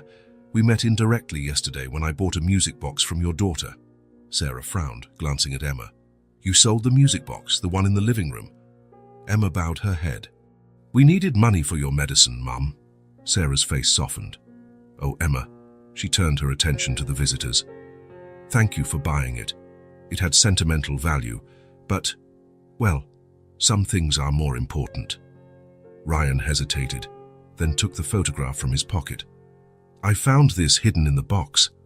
Seeing the image, Sarah's face went pale. She took the photo with trembling hands. This photo, my mother never wanted to tell me much about this man. All I know is that he was her great love, but something tore them apart before I was born. Her voice faltered. Where did you find it? There was a secret compartment in the base of the box, Ryan explained. Then, taking a deep breath, he gestured to the man beside him. This is my father, Richard Carter. Sarah's eyes moved slowly from the photo to Richard. Understanding gradually dawned on her face, followed by confusion, then shock. I don't understand, she murmured. What does this mean? Richard stepped forward tentatively. The woman in that photo, he said, his voice thick with emotion, is Catherine Miller, your mother. Sarah clutched the blanket, as if seeking something to steady herself. How do you know my mother's name? Who are you? We knew each other a long time ago, Richard replied. We loved each other once. The silence that followed was heavy, filled with unasked questions and unspoken truths. Emma looked from one adult to another, sensing something significant was happening, but not understanding exactly what. My mother never mentioned a Richard, Sarah said finally, her voice a bit sharper. She only said my father was someone she loved deeply, but circumstances kept them apart before I was even born. She said he never knew I existed. Richard swallowed. It's true. I didn't know. If I had known... How long were you together? Sarah asked. 2 years. The best of my life. Richard seemed to struggle with each word. My father. My family didn't approve. They threatened us. I was young, scared, with no resources to protect her, so I left thinking it was best for her. Sarah closed her eyes for a moment. When she opened them again, tears shimmered. She never got over you, she said quietly. Even after all these years, even having moved on briefly with another man, there was a part of her that always belonged to you. Richard stepped closer to the bed, tears flowing freely now. Catherine, is she... He couldn't finish the question. She passed away 3 years ago, Sarah answered softly. Cancer, the same thing I have now. Richard staggered as though he'd been physically struck. Ryan caught him by the arm and helped him into a nearby chair. Too late, Richard murmured. Always too late. Ryan looked at Sarah, this woman who was likely his half-sister, and felt an inexplicable bond. There was something familiar about her, beyond physical resemblance. Maybe it was the same quiet determination he recognized in himself. I know this is a shock, Ryan said, addressing Sarah, for all of us. But I think there's a possibility, a strong possibility, that we're siblings. Sarah looked at him for a long moment. Half-siblings, she finally corrected. Then, with a sigh, that would explain a lot of what my mother used to say. That eye had his eyes, the same stubborn streak. Emma, who had been watching everything in silence, finally spoke. Does that mean he's my grandpa? She pointed to Richard. The simple, direct question brought everyone back to the present reality. Sarah glanced at her daughter, then at Richard, unsure. If what we're thinking is true, yes, she answered carefully. But we need to be sure. A DNA test can confirm it, Ryan suggested. If you agree. Sarah nodded slowly. Then she looked again at Richard, who appeared lost in his own sorrow. My mother never blamed you, she said gently. She understood why you left. She said you were both too young to face the world together. Richard lifted his gaze, tears marking his face. I should have fought for her. For you, all these years, wasted. There's still time, Sarah said, though the statement seemed to surprise even herself. She coughed then, a dry, painful cough that made Emma rush for a glass of water. Ryan noticed the gesture, registering how grave the situation was. You mentioned you have cancer. Are you getting proper treatment? Sarah gave a faint smile after drinking the water. The best I can afford, which isn't much. Insurance covers part, but... That ends now, Richard interrupted, suddenly energized. I'll arrange for the best doctors, the best treatment. I won't lose you too. Sarah looked like she wanted to protest, but another coughing fit prevented her. Emma watched with worried eyes, far too old for her 5 years. Ryan realized there were many decisions to make, many truths to be revealed. Sarah needed to know who they really were, not just a lost father and a possible brother, but one of the wealthiest, most powerful families in the country. And he needed to decide how much to tell her about the severity of her illness. But looking at Sarah's tired face, and Emma's hopeful eyes. Ryan knew that whatever the whole truth was, it could wait a little longer. For the first time in his life, he felt he had found something more important than any business deal or fortune, a real family, and he was willing to do anything not to lose them again. 3 days had passed since the first meeting between the Carters and Sarah. In that short time, life in the small apartment at the Westbrook building had changed completely. Richard Carter, still consumed by guilt and determined not to waste more time, mobilized his resources to ensure Sarah received the best possible medical care. In less than 48 hours, Sarah was transferred to Memorial Clinic, one of the city's most prestigious hospitals. The doctors, surprised by the sudden upgrade in her status, now treated her with extra attention. Emma watched it all with a mix of hope and confusion, trying to understand how her life had changed so drastically. That afternoon, Ryan arrived at the hospital carrying a small suitcase containing items Emma had requested from home. He found the girl in the waiting room, swinging her legs that didn't quite reach the floor. "How's your mum today?" Ryan asked, sitting down next to her. "The doctors say she's stable," Emma answered, carefully pronouncing the word stable as if she'd just learned it. "But she sleeps a lot." Ryan nodded, once again impressed by the child's maturity. "I brought the things you asked for. Is your mum awake now?" "Yes. She asked about you." Emma took the suitcase, then looked at Ryan with curiosity. "Are you really my mom's brother?" The direct question caught him off guard. "Well, we're not absolutely certain yet. The DNA test will confirm it in a few days, but yes, it seems like I am." Emma considered this for a moment. "So you're my uncle?" "Looks like it," Ryan smiled, feeling an unexpected wave of affection for the girl. "Cool," Emma concluded after studying him seriously. "I've never had an uncle before." Ryan felt a lump in his throat. As someone who'd always been surrounded by people who wanted something from him, Emma's simple sincerity was disarming. "Shall we go see your mum?" Sarah was sitting up in her hospital bed, flipping through a magazine without really reading it. Her face lit up at the sight of Emma, but tensed slightly when she noticed Ryan. The past few days had been an emotional roller coaster, and she was still processing everything that had happened. "Emma, sweetheart, could you grab a juice at the cafeteria? Mr. Wilson at the reception has a voucher for you," Sarah asked, handing her daughter a few coins. Emma looked between the two adults, clearly sensing they wanted to talk in private, but she didn't protest. "I'll be back soon, Mom." When the door closed, an uncomfortable silence settled over the room. Sarah spoke first. "The doctors say I'm lucky. If I had waited a few more weeks..." She let the sentence trail off. "I'm glad you didn't have to wait," Ryan said, sitting in the chair next to the bed. "How are you feeling about everything? Not just your health, but this whole situation?" Sarah took a deep breath. "Honestly, I don't know. It feels like I'm living someone else's life. Yesterday I couldn't afford my medication, and today I'm in the best hospital in the city with an entire team taking care of me." She paused.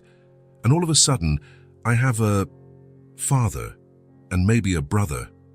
About that..." Ryan hesitated, sensing it was time to clarify everything. "I think we need to talk." Sarah watched him closely. There was something in his expression, a tension that hadn't been there before. "What is it?" Ryan pulled the photograph from his pocket, the same one they'd found in the music box. "From the moment I first saw this photo, something bothered me. It wasn't just recognizing my dad in it, it was something deeper." Sarah frowned, confused. "What do you mean?" "I know that man," Ryan said, pointing to the younger image of Richard.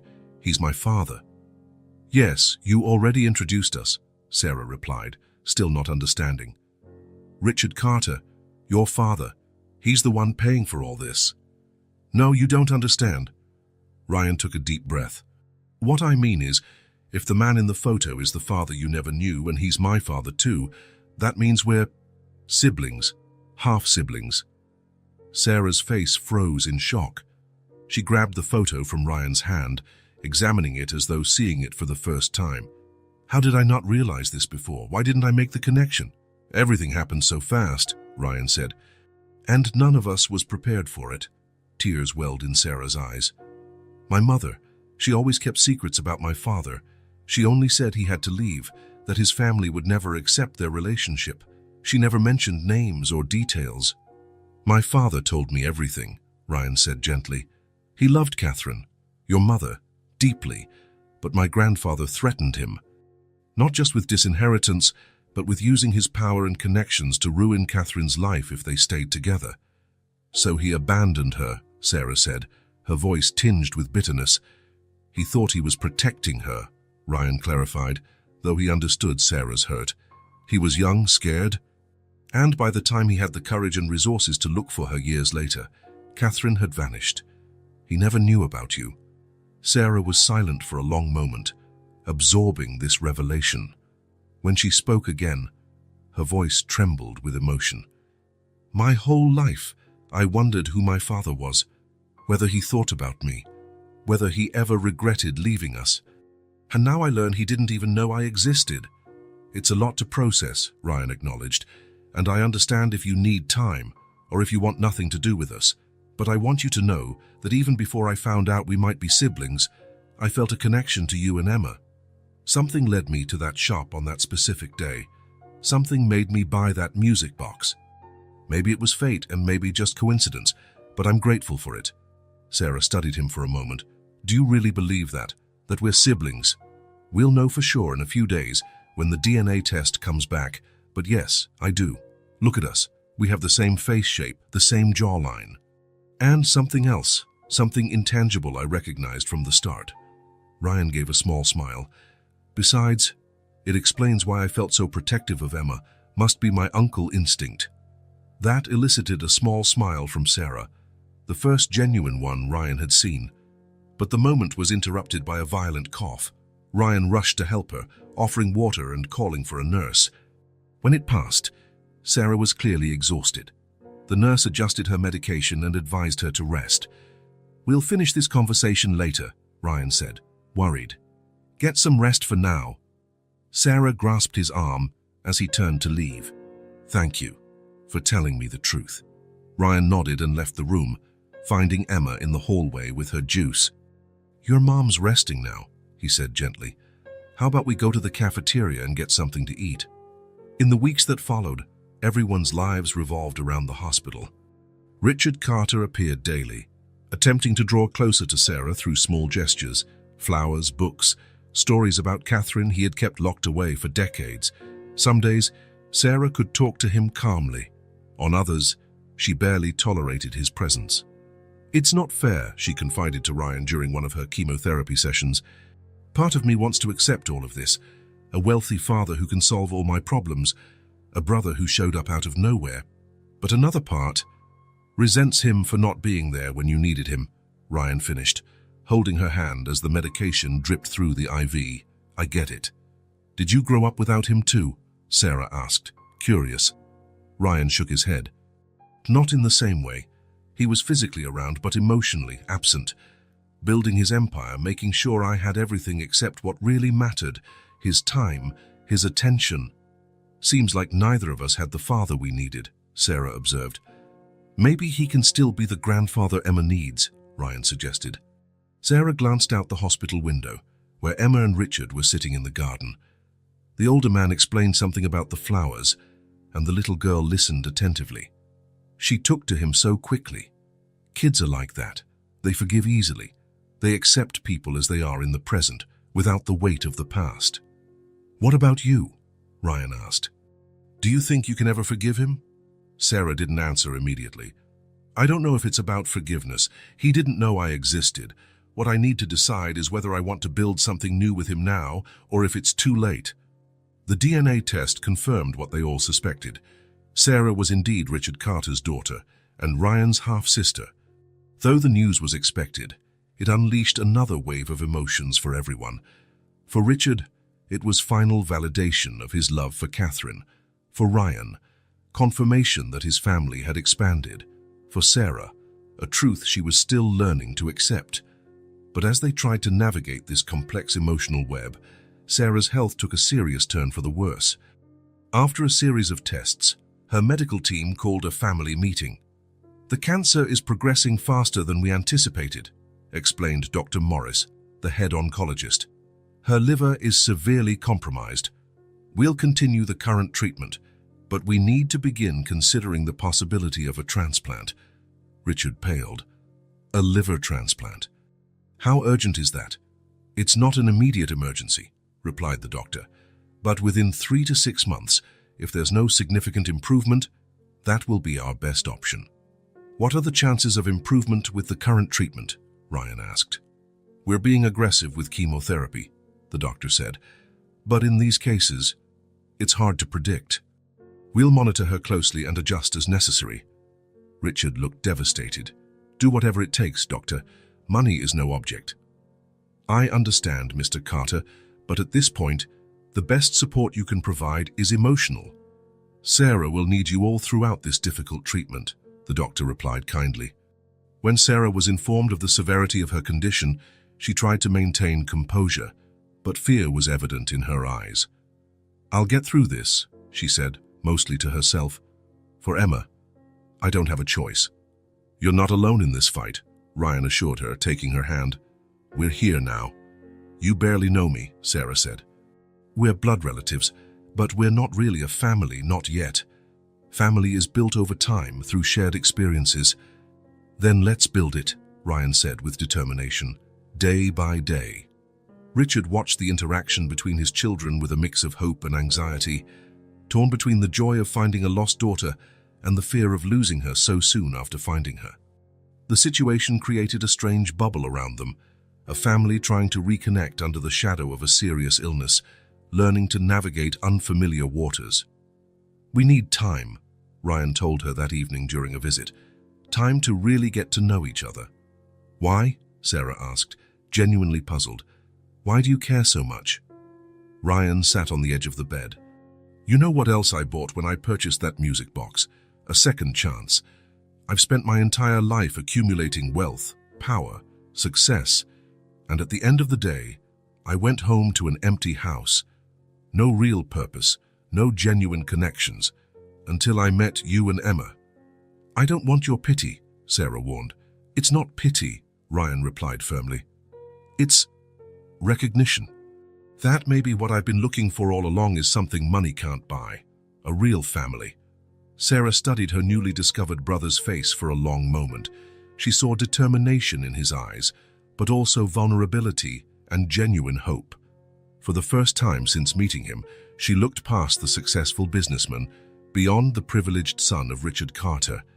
She saw just a man yearning for connection, the same way she had always yearned. I don't know if I can take all this in at once, she admitted. It's a lot to process. I understand, Ryan said. We can take it slow. Even as they talked, both knew time wasn't on their side. Sarah's health continued to deteriorate faster than the doctors had predicted. The clock was ticking, but neither wanted to face that reality just yet. Autumn gave way to winter and then to spring. Trees in the park were painted in shades of red and gold, eventually shedding their leaves in the cold and now sprouting again in brighter colors.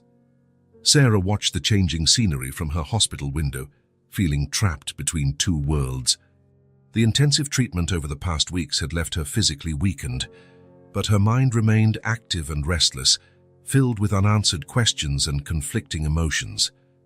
When the door to her room opened, she didn't need to turn around to know who it was. She recognized the hesitant footsteps of Richard Carter. May I come in? He asked, though he was already inside. Sarah nodded, still looking out the window. Emma is in school. Ryan went to pick her up. I know.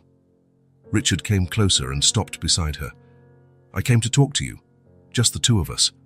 There was something in his voice, a rare fragility for a man so powerful, that made Sarah finally turn and look at him.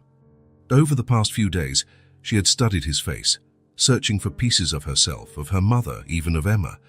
It was strange seeing parts of her own features in a man who was essentially a stranger. About what? She asked, more bluntly than intended.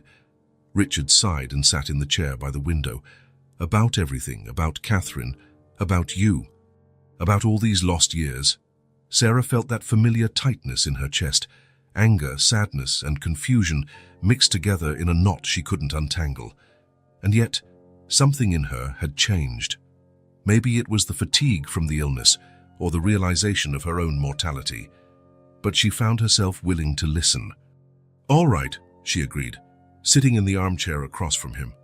I'm listening. Richard seemed unsure where to begin. His hands that had signed million-dollar contracts and built an empire, trembled slightly. I met your mother at university, he began. I was studying business administration. She was studying literature. We met in a bookstore off campus. She dropped a stack of books and I helped her pick them up. A gentle smile curved his lips. She thanked me, then said I'd put all the books back in the wrong order. Sarah couldn't help a small smile. That sounded exactly like her mother, kind but precise. We fell in love quickly, Richard continued. Catherine was unlike anyone I'd ever met. Intelligent, independent, full of dreams that had nothing to do with money or status. She wanted to write, travel, change the world with her words. She never stopped writing, Sarah noted, even when she got sick. Richard nodded, his eyes shining with restrained emotion. That doesn't surprise me. He paused, steeling himself for the hardest part. We were together for 2 years, the best of my life. We planned to marry after graduation. But then, your father interfered, Sarah filled in. Yes, Bradford Carter was a ruthless man. When he found out about Catherine, he made it clear he wouldn't accept our union. At first, I ignored his threats, thinking he'd eventually come around. Richard shook his head, regret etched in every line of his face. I underestimated how far he would go. What did he do? He threatened Catherine directly, not just with losing job opportunities, which would already be devastating for someone with her dreams, but also threatened her family. Her parents had a small bookstore, barely breaking even. My father hinted he could ruin them completely. Sarah listened in silence, the puzzle pieces of her life slowly fitting together. When I told Catherine about the threats, she stood firm. She said we'd face it all together, that she wouldn't let my father control our lives. Richard took a deep breath, the pain still fresh. But I was afraid. Not of losing my inheritance, I'd already accepted that possibility, but of what my father would do to her and her family. He had connections, power, and no scruples about using them. So you chose to leave her. There was no accusation in Sarah's voice, just a statement of fact, yet Richard flinched as if struck. Yes, I told her we couldn't continue, that I was going to follow my family's path. I lied, said I'd reconsidered our relationship, realized we were too different. He closed his eyes for a moment. It was the hardest thing I ever did, and the most cowardly. She must have been devastated, Sarah murmured, thinking of her mother, young and heartbroken. I was deliberately cruel, Richard confessed. I thought if she hated me, it would be easier for her to move on. I never imagined she might be pregnant. I never knew about you. Sarah felt a knot tighten in her throat. When she discovered she was pregnant, you were already gone. She told me she tried to find you once when I was about 2, but you had married Ryan's mother. If I had known... Richard left the sentence unfinished. What would you have done? Sarah challenged. Would you have defied your father for us? Richard met her gaze directly. Yes, for you, I would have. Knowing I had a daughter, that would have changed everything. The silence that followed was heavy with lost possibilities and untraveled paths. Sarah studied the man before her, not the powerful magnate she'd met weeks ago, but just a regretful father, aged by the weight of his choices. You never tried to find her again? Sarah asked finally. After your father no longer had power over you? I did, Richard said. Years later, when I finally had the nerve to stand up to him, when I had my own money and position. But Catherine had moved away, changed her number, disappeared completely. Her parents had sold the bookstore and retired to another town. He paused. Ryan was 5D, and my marriage was already failing, though it took another decade to officially end. My mom moved us around a lot, Sarah recalled, remembering the nomadic childhood she and her mother had. She said she liked fresh starts, new horizons, but maybe she was running from memories, or from me, Richard said sadly. I wouldn't blame her. Sarah stood abruptly, feeling suffocated by the intensity of the conversation. She walked over to the window, seeking space to process everything she was hearing. I know it's a lot to take in, Richard said softly. I understand completely if you want nothing to do with me. I lost the right to be your father a long time ago. But I want you to know that even without knowing you existed, there's always been a void in my life. Something was missing. And now I know what it was. Sarah turned to face him, tears shimmering in her eyes. It's not that simple. I can't just forget the birthdays without a father, the graduations without a father, all the times I needed someone who wasn't there. I know, he said, voice trembling. I'm not asking you to forget. I'm just asking for a chance to know you now, to be part of your life and Emma's life, in whatever way you'll let me. Sarah studied his face, searching for signs of manipulation or falsehood. All she saw was sincerity, regret, and a fragile hope. I don't know if I can fully forgive you, she admitted. I don't know if I'll ever truly see you as my father, but... She took a deep breath. I'm willing to try. For Emma. For myself. Maybe even for my mum, who never stopped speaking kindly of you despite everything. The relief on Richard's face was almost tangible. That's more than I deserve. Thank you. In that moment, something subtle changed between them. It wasn't forgiveness, not yet. It wasn't full reconciliation, but it was a beginning, a small step towards something new. While Sarah and Richard embarked on their tense journey of reconnection, Ryan discovered a new side of himself through his relationship with Emma. The girl, with her direct honesty and boundless curiosity, had won his heart in a way he never thought possible. That afternoon, he picked her up from school as promised. When Emma saw him waiting at the gate, she ran toward him with a smile bright enough to light up the entire street. "Uncle Ryan, you actually came!" The word uncle still sounded odd to Ryan, a reminder of this new reality, yet it also brought an unexpected sense of belonging. "Of course I did," he replied, taking the pink backpack from her shoulders. "I promised, didn't I?" Emma nodded solemnly. "Mum says promises are sacred." "She's right," Ryan agreed, guiding her toward the car. On the drive back to the hospital, Emma talked non-stop about her day at school, about the new friend she'd made, about the drawing she planned to give her mom. Ryan listened intently, fascinated by how she viewed the world, without cynicism or filters, purely curious and joyful. "You really do like my mom, don't you?" Emma suddenly asked, cutting off her own story about the schoolyard. The question caught Ryan by surprise. "Of course I do, she's my sister." Emma studied him with her perceptive gaze, so much like Sarah's. "But you just met her. How can you like someone you just met?" Ryan thought for a moment, choosing his words. "Sometimes you just feel a connection with someone, like you've known them somehow. Then you discover things about them that make you admire them more and more." "Like what?"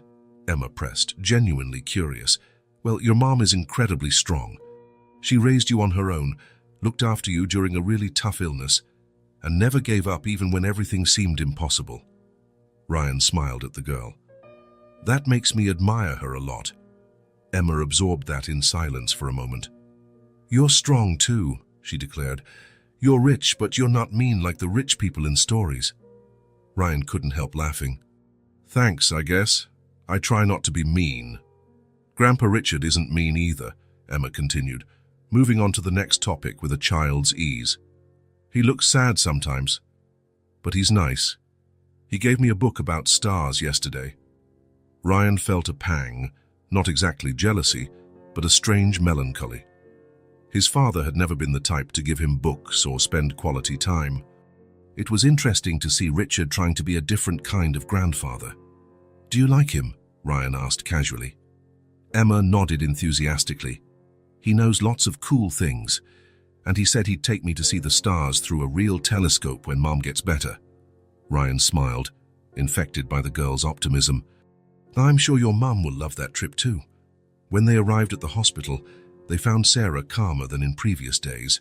There was a new serenity on her face, as if some internal storm had finally begun to subside. "We had a good talk," was all she said when Ryan asked about Richard, who had left just before they arrived. In the following days, Ryan watched with interest as the relationship between Sarah and Richard slowly blossomed. It wasn't easy. There were tense moments, muffled arguments, silent tears. But there were also tiny instances of connection. Richard bringing Catherine's favorite books he'd kept all these years, Sarah sharing stories of Emma's childhood, the three of them discussing poetry, a shared passion they'd unexpectedly discovered. For Ryan, it was like watching a delicate dance, full of advances and retreats. He did what he could to support Sarah without pressuring her, respecting her space and time.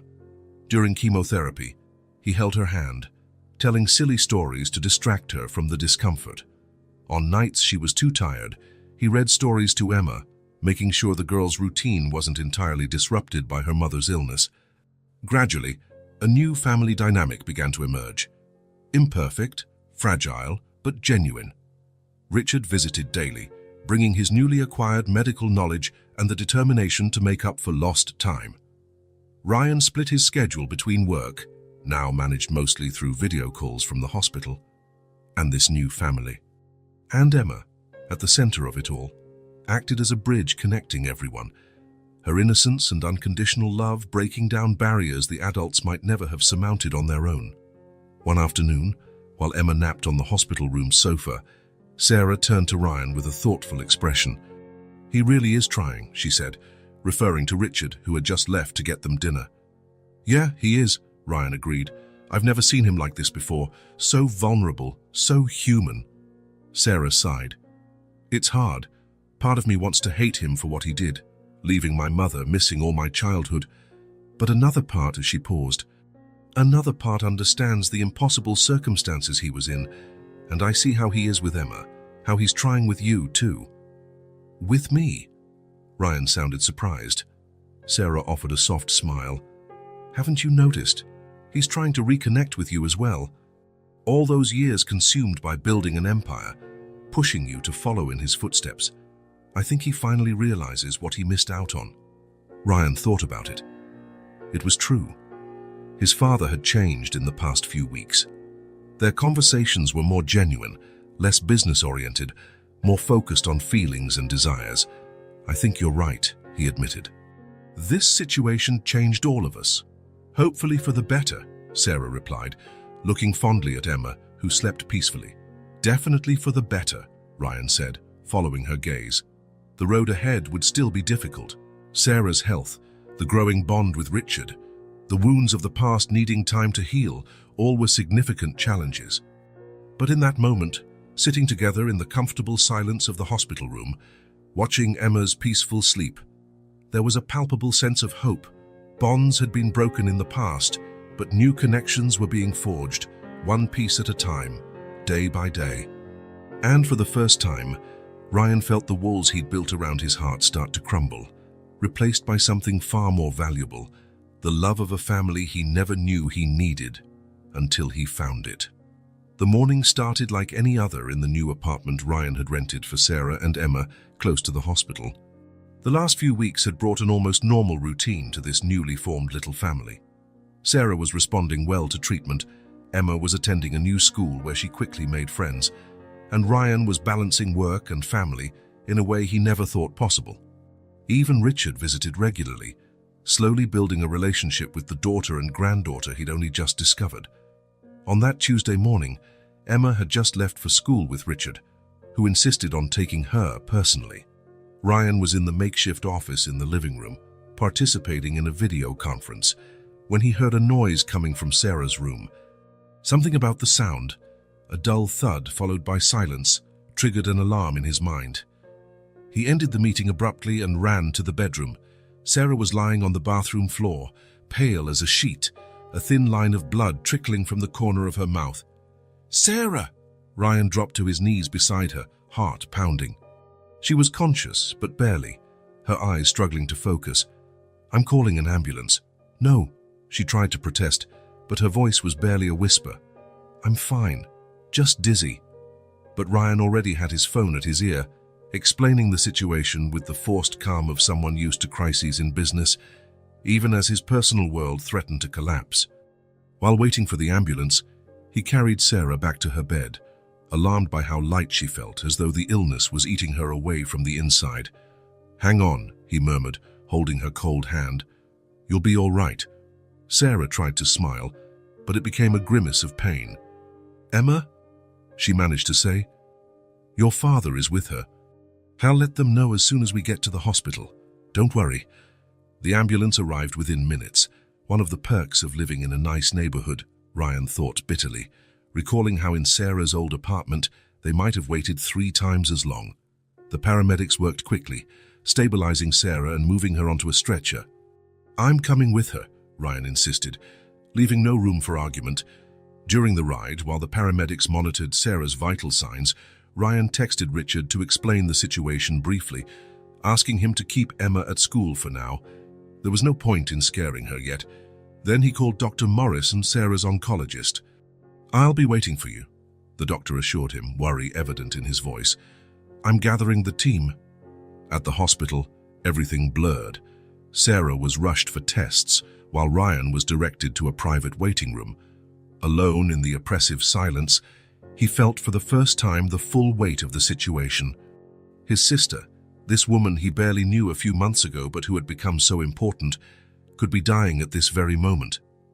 An hour later, Richard arrived, his face etched with concern. "I left Emma with the school counselor, told her Sarah felt unwell and we had to come here. I didn't want to frighten her." Ryan nodded, grateful for his father's sensitivity.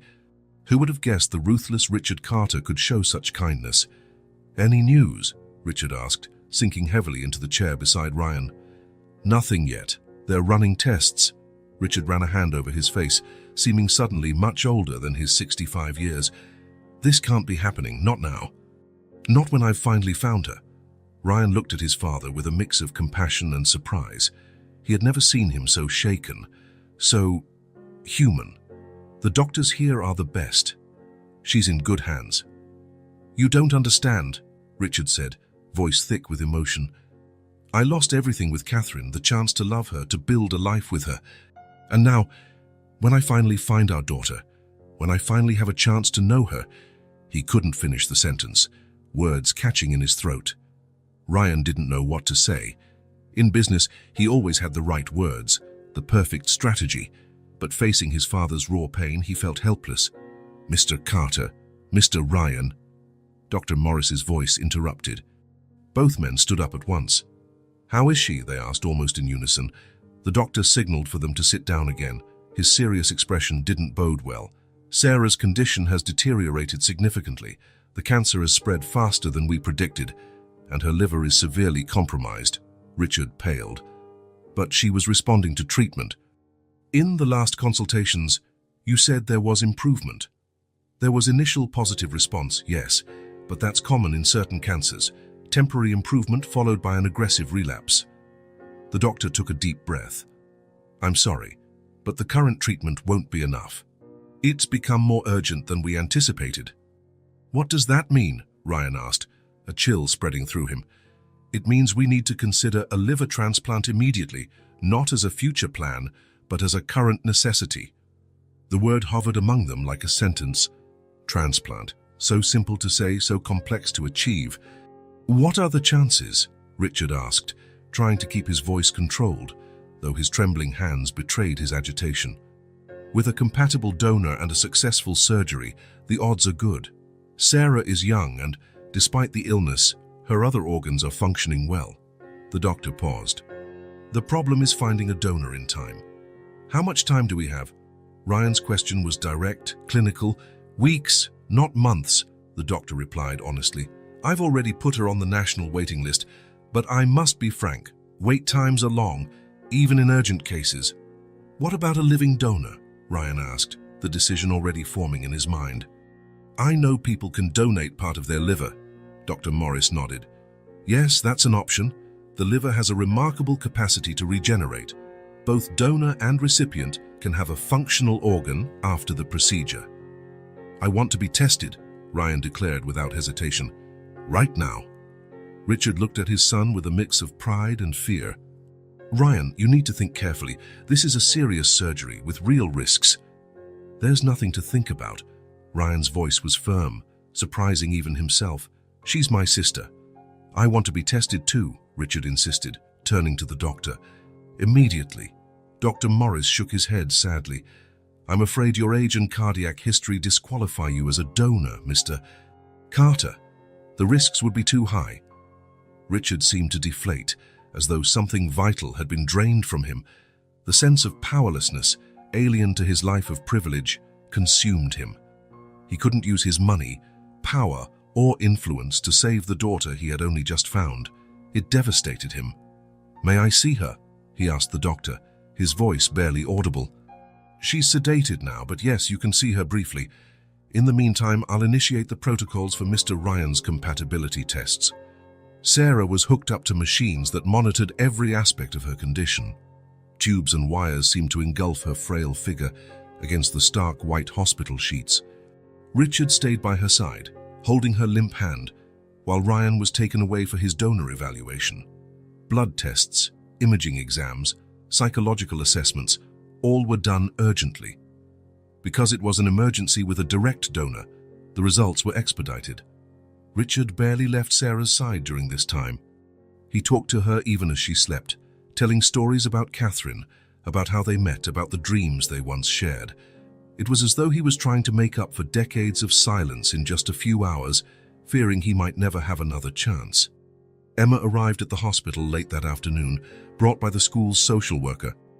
With her usual perceptiveness, the little girl immediately sensed something was very wrong. "Is Mommy going to die?" she asked Richard directly, her wide eyes locked on his, demanding honesty. Richard felt the weight of the question like a physical blow. How do you answer a child about her gravely ill mother? "Your mom is very sick," he finally said, opting for a gentle truth. "The doctors are doing everything they can to help her." Emma absorbed this in silence, glancing at her mother's motionless form. "She looks tired." "She is," Richard agreed softly. "She's fighting really hard, and that makes her tired. How can I help?" The simple question from someone so young nearly broke Richard's composure. "You're already helping, sweetheart. Being here, loving your mom, that gives her strength." Emma nodded solemnly, as if accepting a great responsibility. She climbed onto a chair beside the bed and started drawing a card for Sarah with the supplies the social worker had provided. That was the scene Ryan found when he returned hours later, exhausted but with renewed determination shining in his eyes. "Can we talk outside?" he asked Richard, indicating the hallway. Once out of Emma's earshot, Ryan got straight to the point. "I'm compatible. The doctors say I'm an ideal donor." Richard closed his eyes for a moment, taking in the news. It was both a relief and a new worry. A relief that Sarah had a chance, a worry about the risks his son would face. "Are you sure about this, Ryan? This is major surgery. Recovery is long." "There are risks." "I've never been more sure of anything," Ryan said, surprising even himself. "My whole life has been about accumulating wealth, power, success. For what? To come home to an empty house, shallow relationships, a purposeless existence. Finding Sarah and Emma was like finding a part of myself I never knew was missing. I'm not losing them now.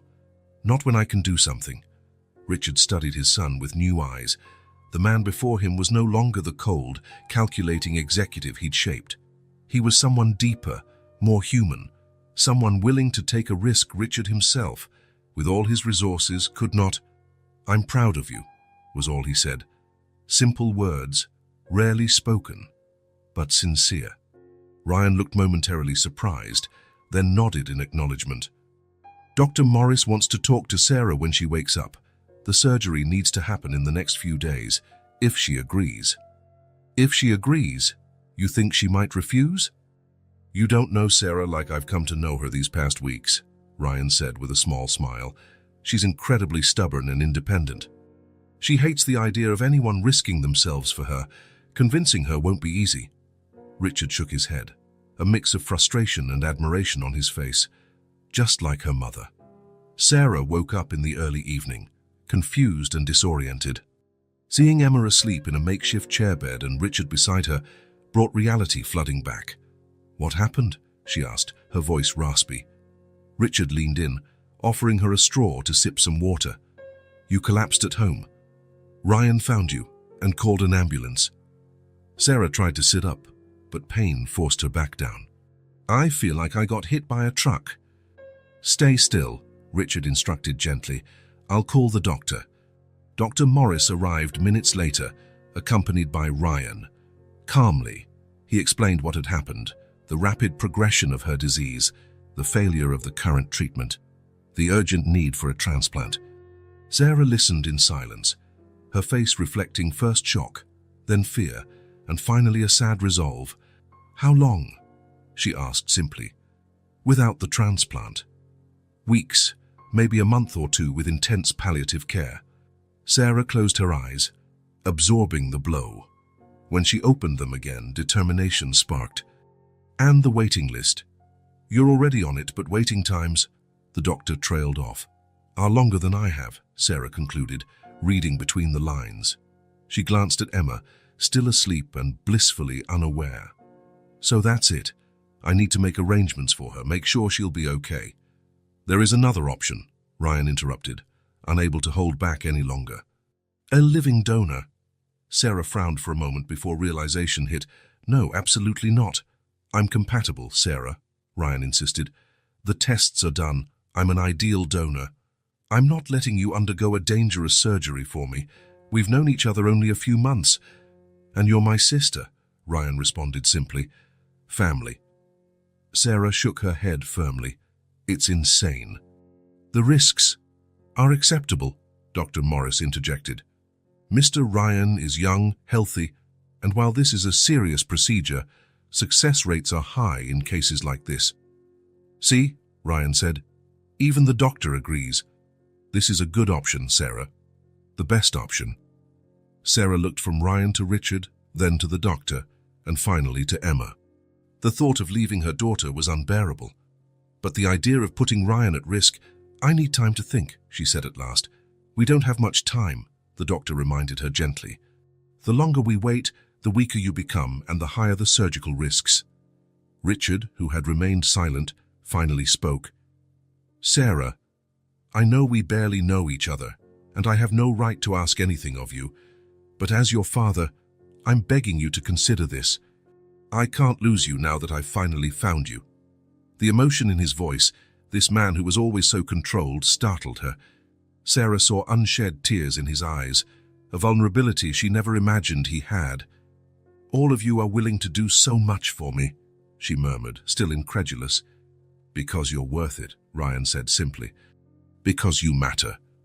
At that moment, Emma stirred, rubbing her eyes sleepily. Seeing Sarah awake, her face lit up. "Mommy, are you better?" Sarah smiled at her daughter, heart heavy. "I'm tired, love, but better now that I see you." Emma climbed into the bed carefully, just like she did at home when they watched movies together. "I made a drawing to make you happy," she announced, showing a colorful card. Sarah looked at the drawing, 5 stick figures under a bright sun. "Who are they, sweetheart?" "It's our family," Emma explained, pointing to each figure. "You, me, Uncle Ryan, Grandpa Richard, and Grandma in heaven." The lump in Sarah's throat almost stopped her breathing. This was her family now, imperfect, newly formed and but real, and they were all here, fighting for her, wanting her in their lives.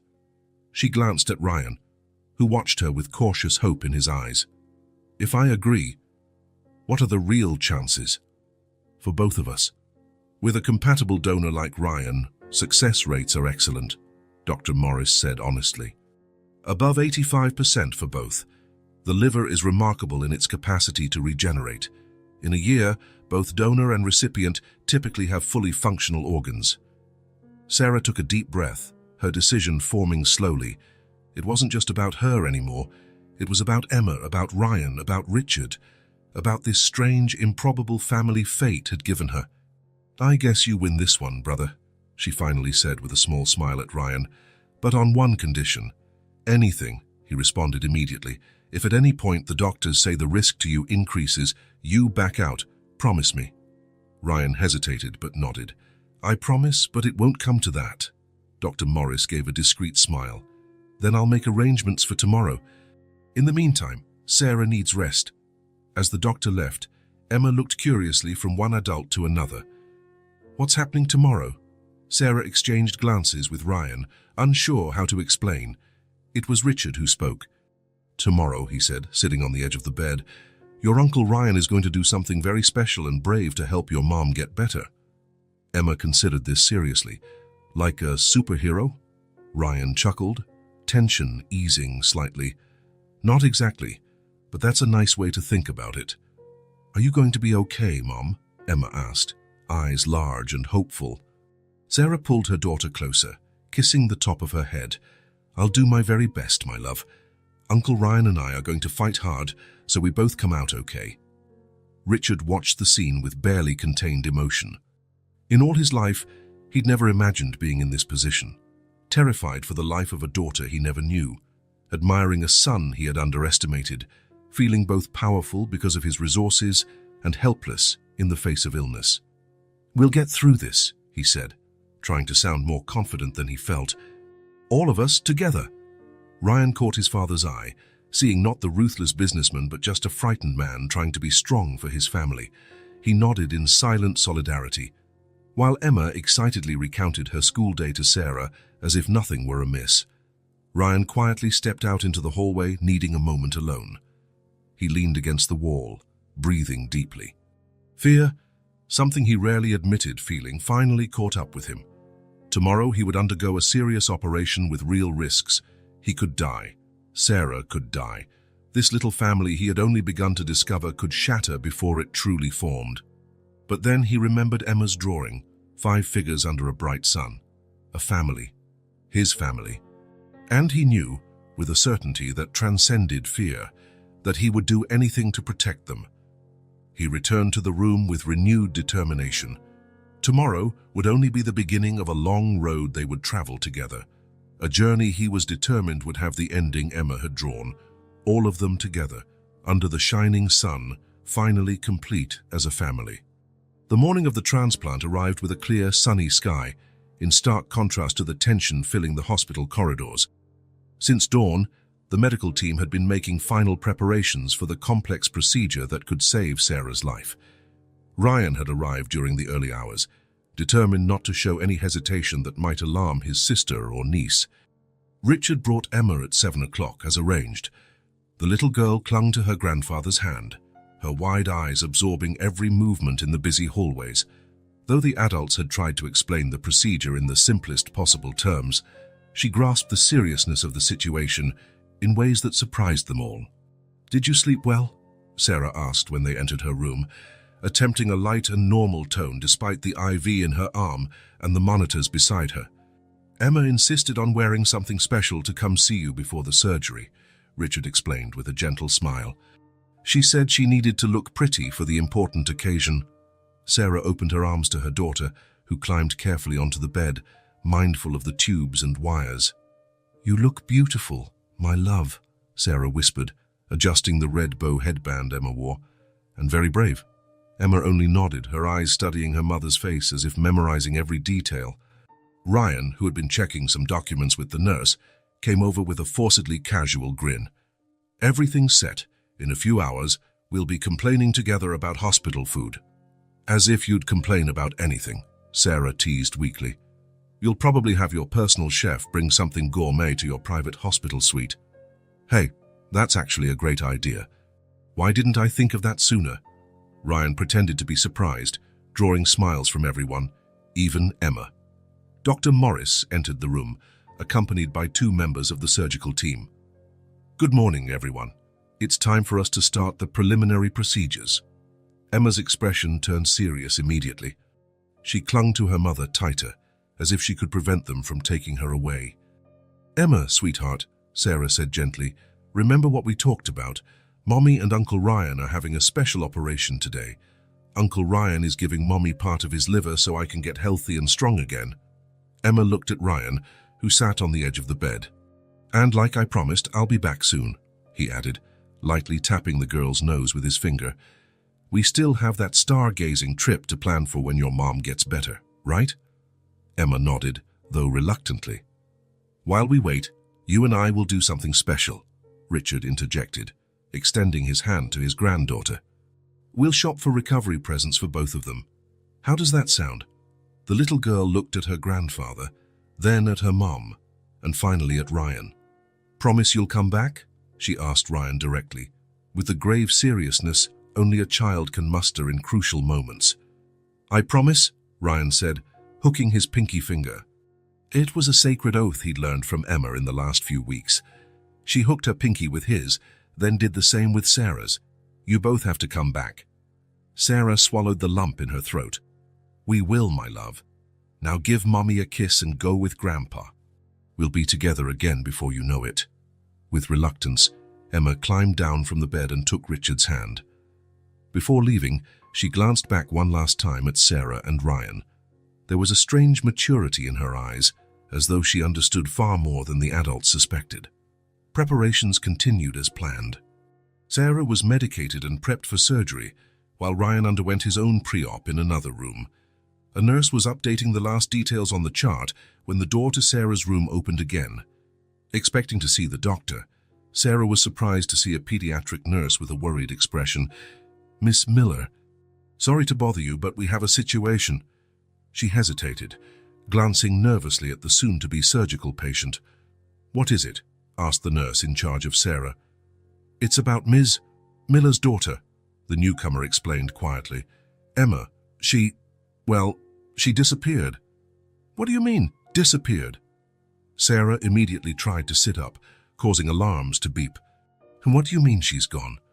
"Mr. Carter left her in the children's playroom while he went to buy her a hot chocolate. He was gone less than 5 minutes, and when he returned, she wasn't there. We've been searching all over the floor, but I thought you should know." Panic seized Sarah. "My daughter is lost in this huge hospital, and you're telling me just now. Cancel the surgery, we need to find her." The nurse in charge tried to calm her.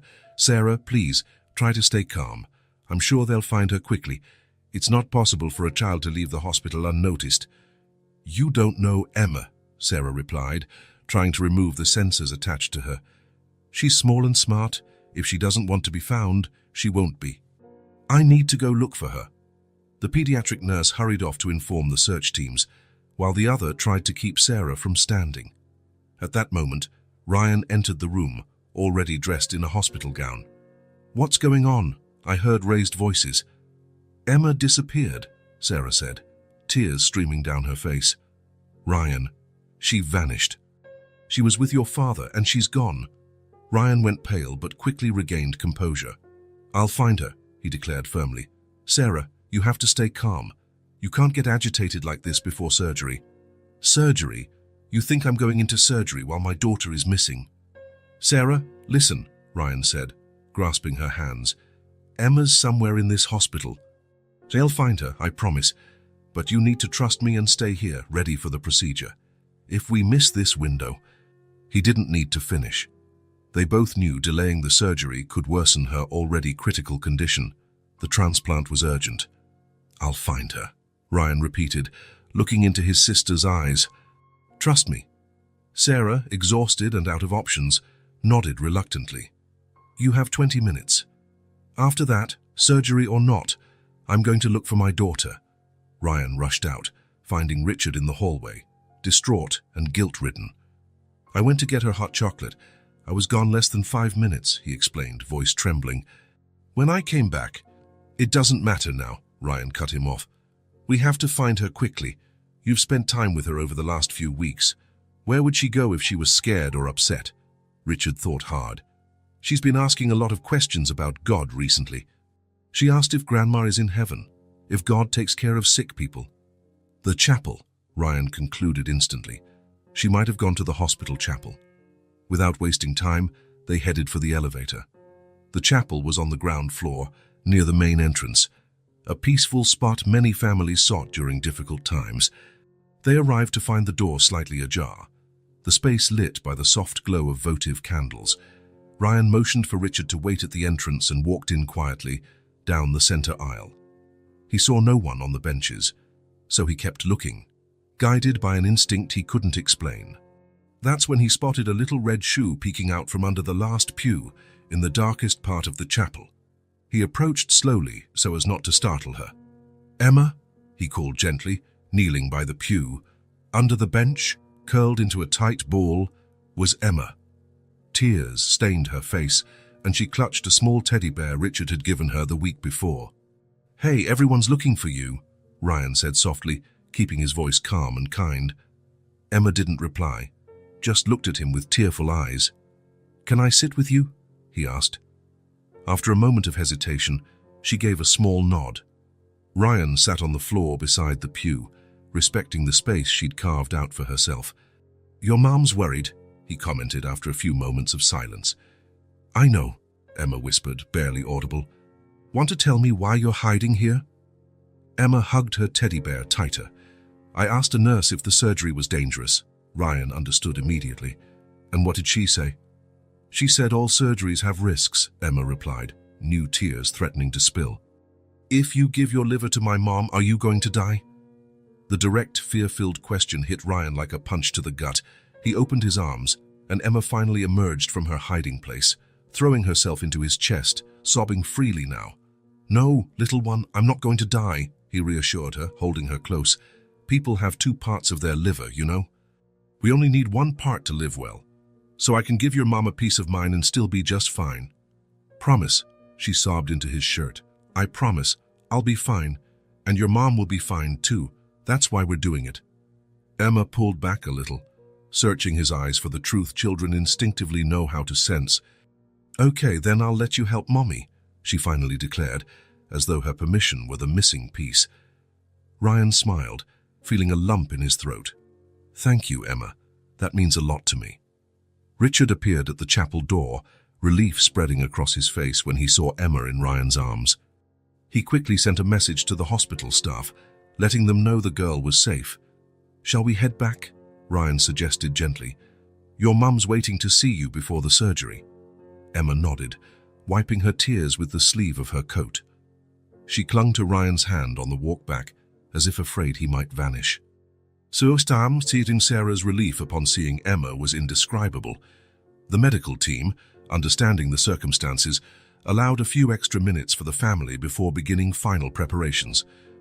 "I'm sorry I disappeared, Mummy," Emma murmured, curled beside Sarah on the narrow hospital bed. "I was scared." "It's okay to be scared, my love," Sarah replied, stroking her daughter's hair. "I am too, but do you know what helps me be brave? Thinking of you, of all the things I still want to do with you. And now I also have Uncle Ryan and Grandpa Richard." Emma looked over at Ryan, standing near the bed. "Are you really going to be okay after the surgery?"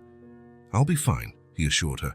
"Maybe a little tired for a few days, but soon enough I'll be ready to take you to the amusement park, like I promised." Dr. Morris entered, signaling it was time. Richard lifted Emma into his arms, and she said goodbye to her mother and uncle with tearful kisses, but no more protests. "We'll be waiting for you," Richard promised, emotion evident in his normally controlled voice. Sarah's and Ryan's gurneys were wheeled off simultaneously to adjacent operating rooms. In the final moments before anesthesia took effect, they caught each other's gaze. A silent communication passing between siblings fate had separated and reunited in the most unlikely ways. That the surgery took 7 hours. Richard and Emma waited in a private area, surrounded by toys, books, and tablets he had brought to distract her. But the girl was unusually quiet, drawing or simply gazing out the window, as though she could see beyond the horizon. "What are you thinking about, dear?" Richard asked after hours of contemplative silence. Emma lifted her eyes from the drawing. "I'm thinking about how Uncle Ryan gave Mommy a piece of himself. It's like a superpower, isn't it? Giving a piece of yourself to someone else." Richard felt deeply moved. "Yes, it's a kind of superpower. A very special one. Would you give a piece of yourself to Mommy if you could?" The innocent question struck Richard like an arrow. "Yes, Emma. I would give everything I have for your mom, if I could." Emma seemed satisfied with his answer and returned to her drawing, a colorful picture of 4 people holding hands under a big yellow sun. Finally, near early evening, Dr. Morris appeared at the door with a tired but genuine smile. "The surgery was successful," he announced. "Both Sarah and Ryan are stable and responding well. The transplanted liver segment is already functioning, which is an excellent sign." Richard let out a deep breath he'd been holding, as though all his accumulated anxieties were released at once. Emma, grasping that the news was good, smiled and drew red hearts around the figures in her picture. "When can we see them?" Richard asked, voice tight with emotion. "Ryan will be in recovery for a few hours. Sarah will remain in the ICU tonight for close monitoring, but if all goes well, you can have brief visits tomorrow. Emma can see Ryan briefly in a few hours if he's awake."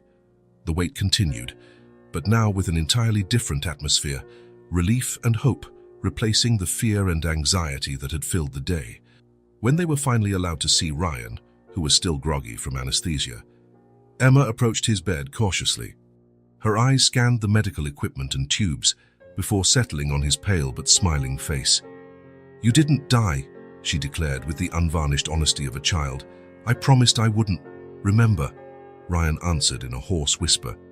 Emma smiled for the first time that day, a radiant smile that seemed to brighten the entire room. "And Mommy won't die either." "No," Richard assured her, placing a hand on her shoulder. "She's going to get better every day now." In the weeks that followed, Sarah's and Ryan's recoveries went as expected.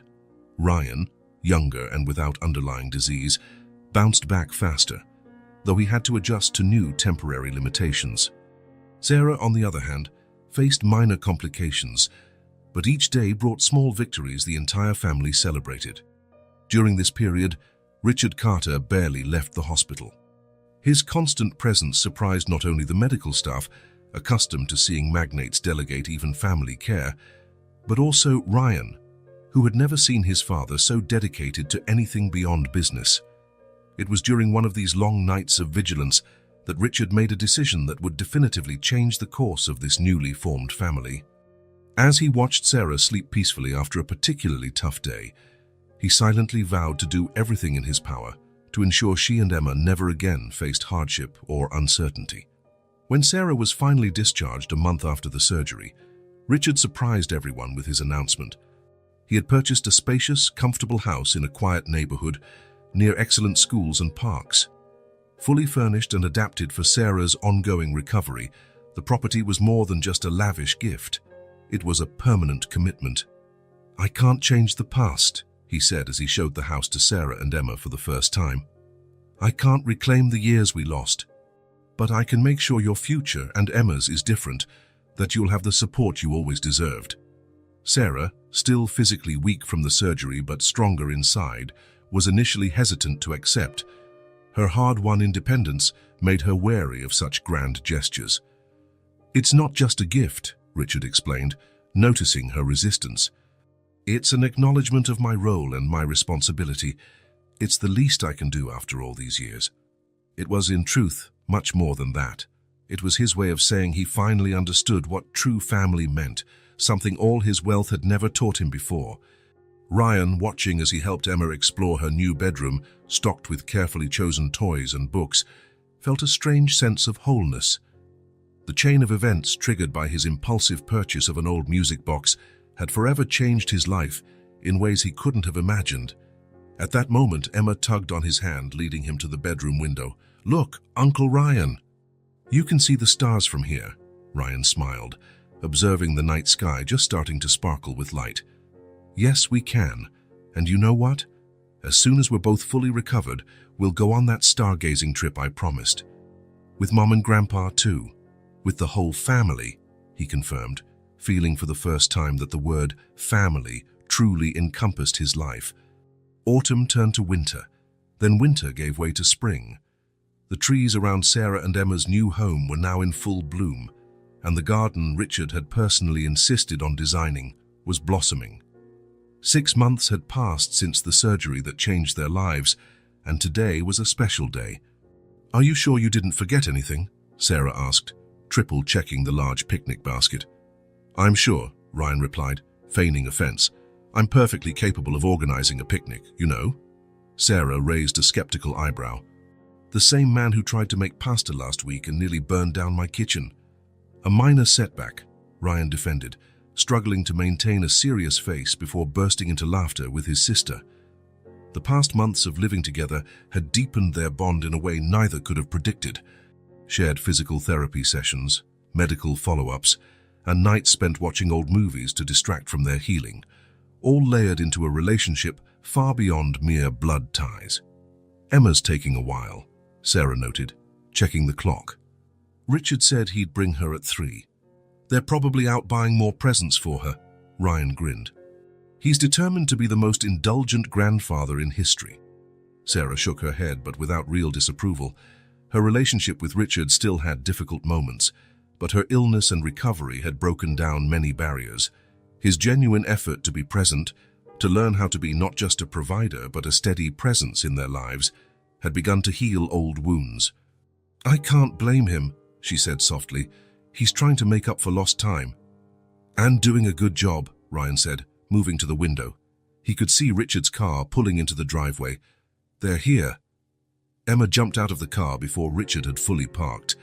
She wore a floral dress and carried a carefully wrapped package. "Mom!" "Uncle Ryan," she called, rushing through the open door Ryan held. "We got a surprise for the picnic." Sarah hugged her daughter, feeling that wave of gratitude that had never left her since the surgery. Each day with Emma was a gift she sometimes couldn't believe she deserved. "What surprise is that, my love?"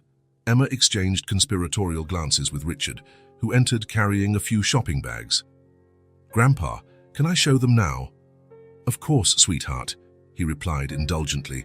"You picked it out yourself." The girl unwrapped the package with care, revealing an instant camera.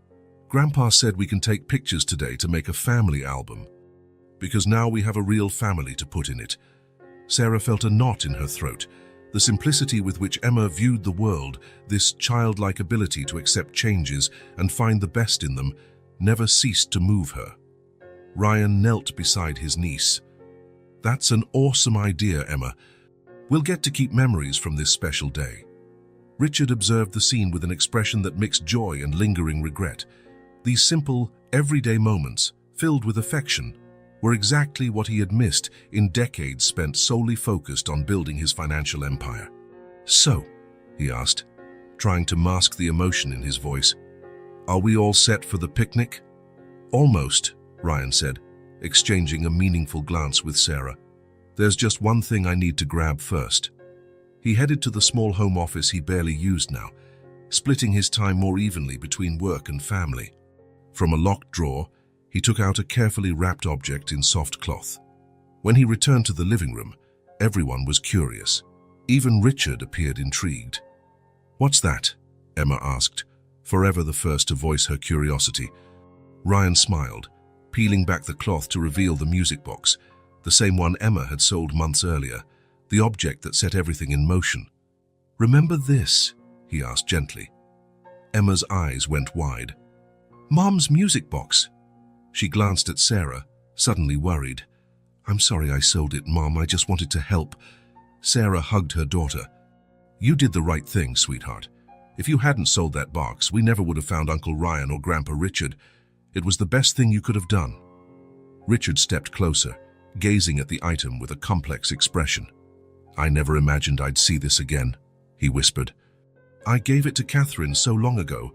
I thought it'd be fitting to bring it today," Ryan explained, "for our first picnic as a complete family, to remind us how it all began." Carefully, he opened the lid. The delicate melody filled the room, carrying with it a sea of memories. The ballerina began to spin, and Emma watched spellbound. "It's so pretty," she whispered. "Your grandmother loved this song," Richard said, tears edging his voice. "It was from an opera we saw on our very first real date. She said the melody was about second chances and destined reunions." "I guess she was right," Sarah remarked softly. They all fell silent for a moment, just listening to the music, each lost in their own thoughts. Emma, with her innate talent for breaking emotional tension at just the right time, finally spoke. "Can we take the box to the picnic? I want to take a picture of it with all of us." Ryan nodded, carefully wrapping the box again. "Of course we can. In fact, I have a surprise for you related to this box, but I'll tell you during the picnic." Emma could hardly contain her excitement as she helped pack the least fragile items into the car. They were heading to a park only 10 minutes away, a quiet spot by a small lake with lots of tall trees. It was special to Sarah, who used to bring Emma there on rare days off, back when she worked 2 jobs to support them. The day was perfect. Blue skies, mild temperatures, a light breeze occasionally rustling the leaves. They found an ideal spot under an ancient oak tree, with a view of the lake. To everyone's surprise, Richard displayed newly found practical skills, spreading out the picnic blanket and organizing the food. After eating and sharing some laughter, Ryan finally retrieved the music box once more. "Emma," he began with a solemn tone that immediately grabbed her attention. "This music box is very special, as you know. Say it was the beginning of everything for us." Emma nodded, her face serious. "It belonged to your grandmother, then to your mom, and now—" He paused dramatically. "I think it should belong to you." Emma's eyes widened in genuine surprise. "For me? Really?" "Really," Ryan confirmed, placing the box in her small hands. "But there's one condition." Emma looked at him, waiting. "That you promise to keep it safe and never forget the story it represents, the story of our family." "I promise," Emma said with all the seriousness a 6-year-old could muster. She held the box against her chest as though it were the greatest treasure in the world. Sarah watched the scene with tears in her eyes. The journey of the past few months, from illness to recovery, from loneliness to belonging, seemed to culminate in this simple but deeply meaningful moment.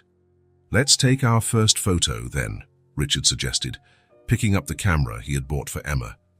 To officially start the family album, they gathered under the oak tree, Sarah and Emma in the middle, Ryan and Richard on either side.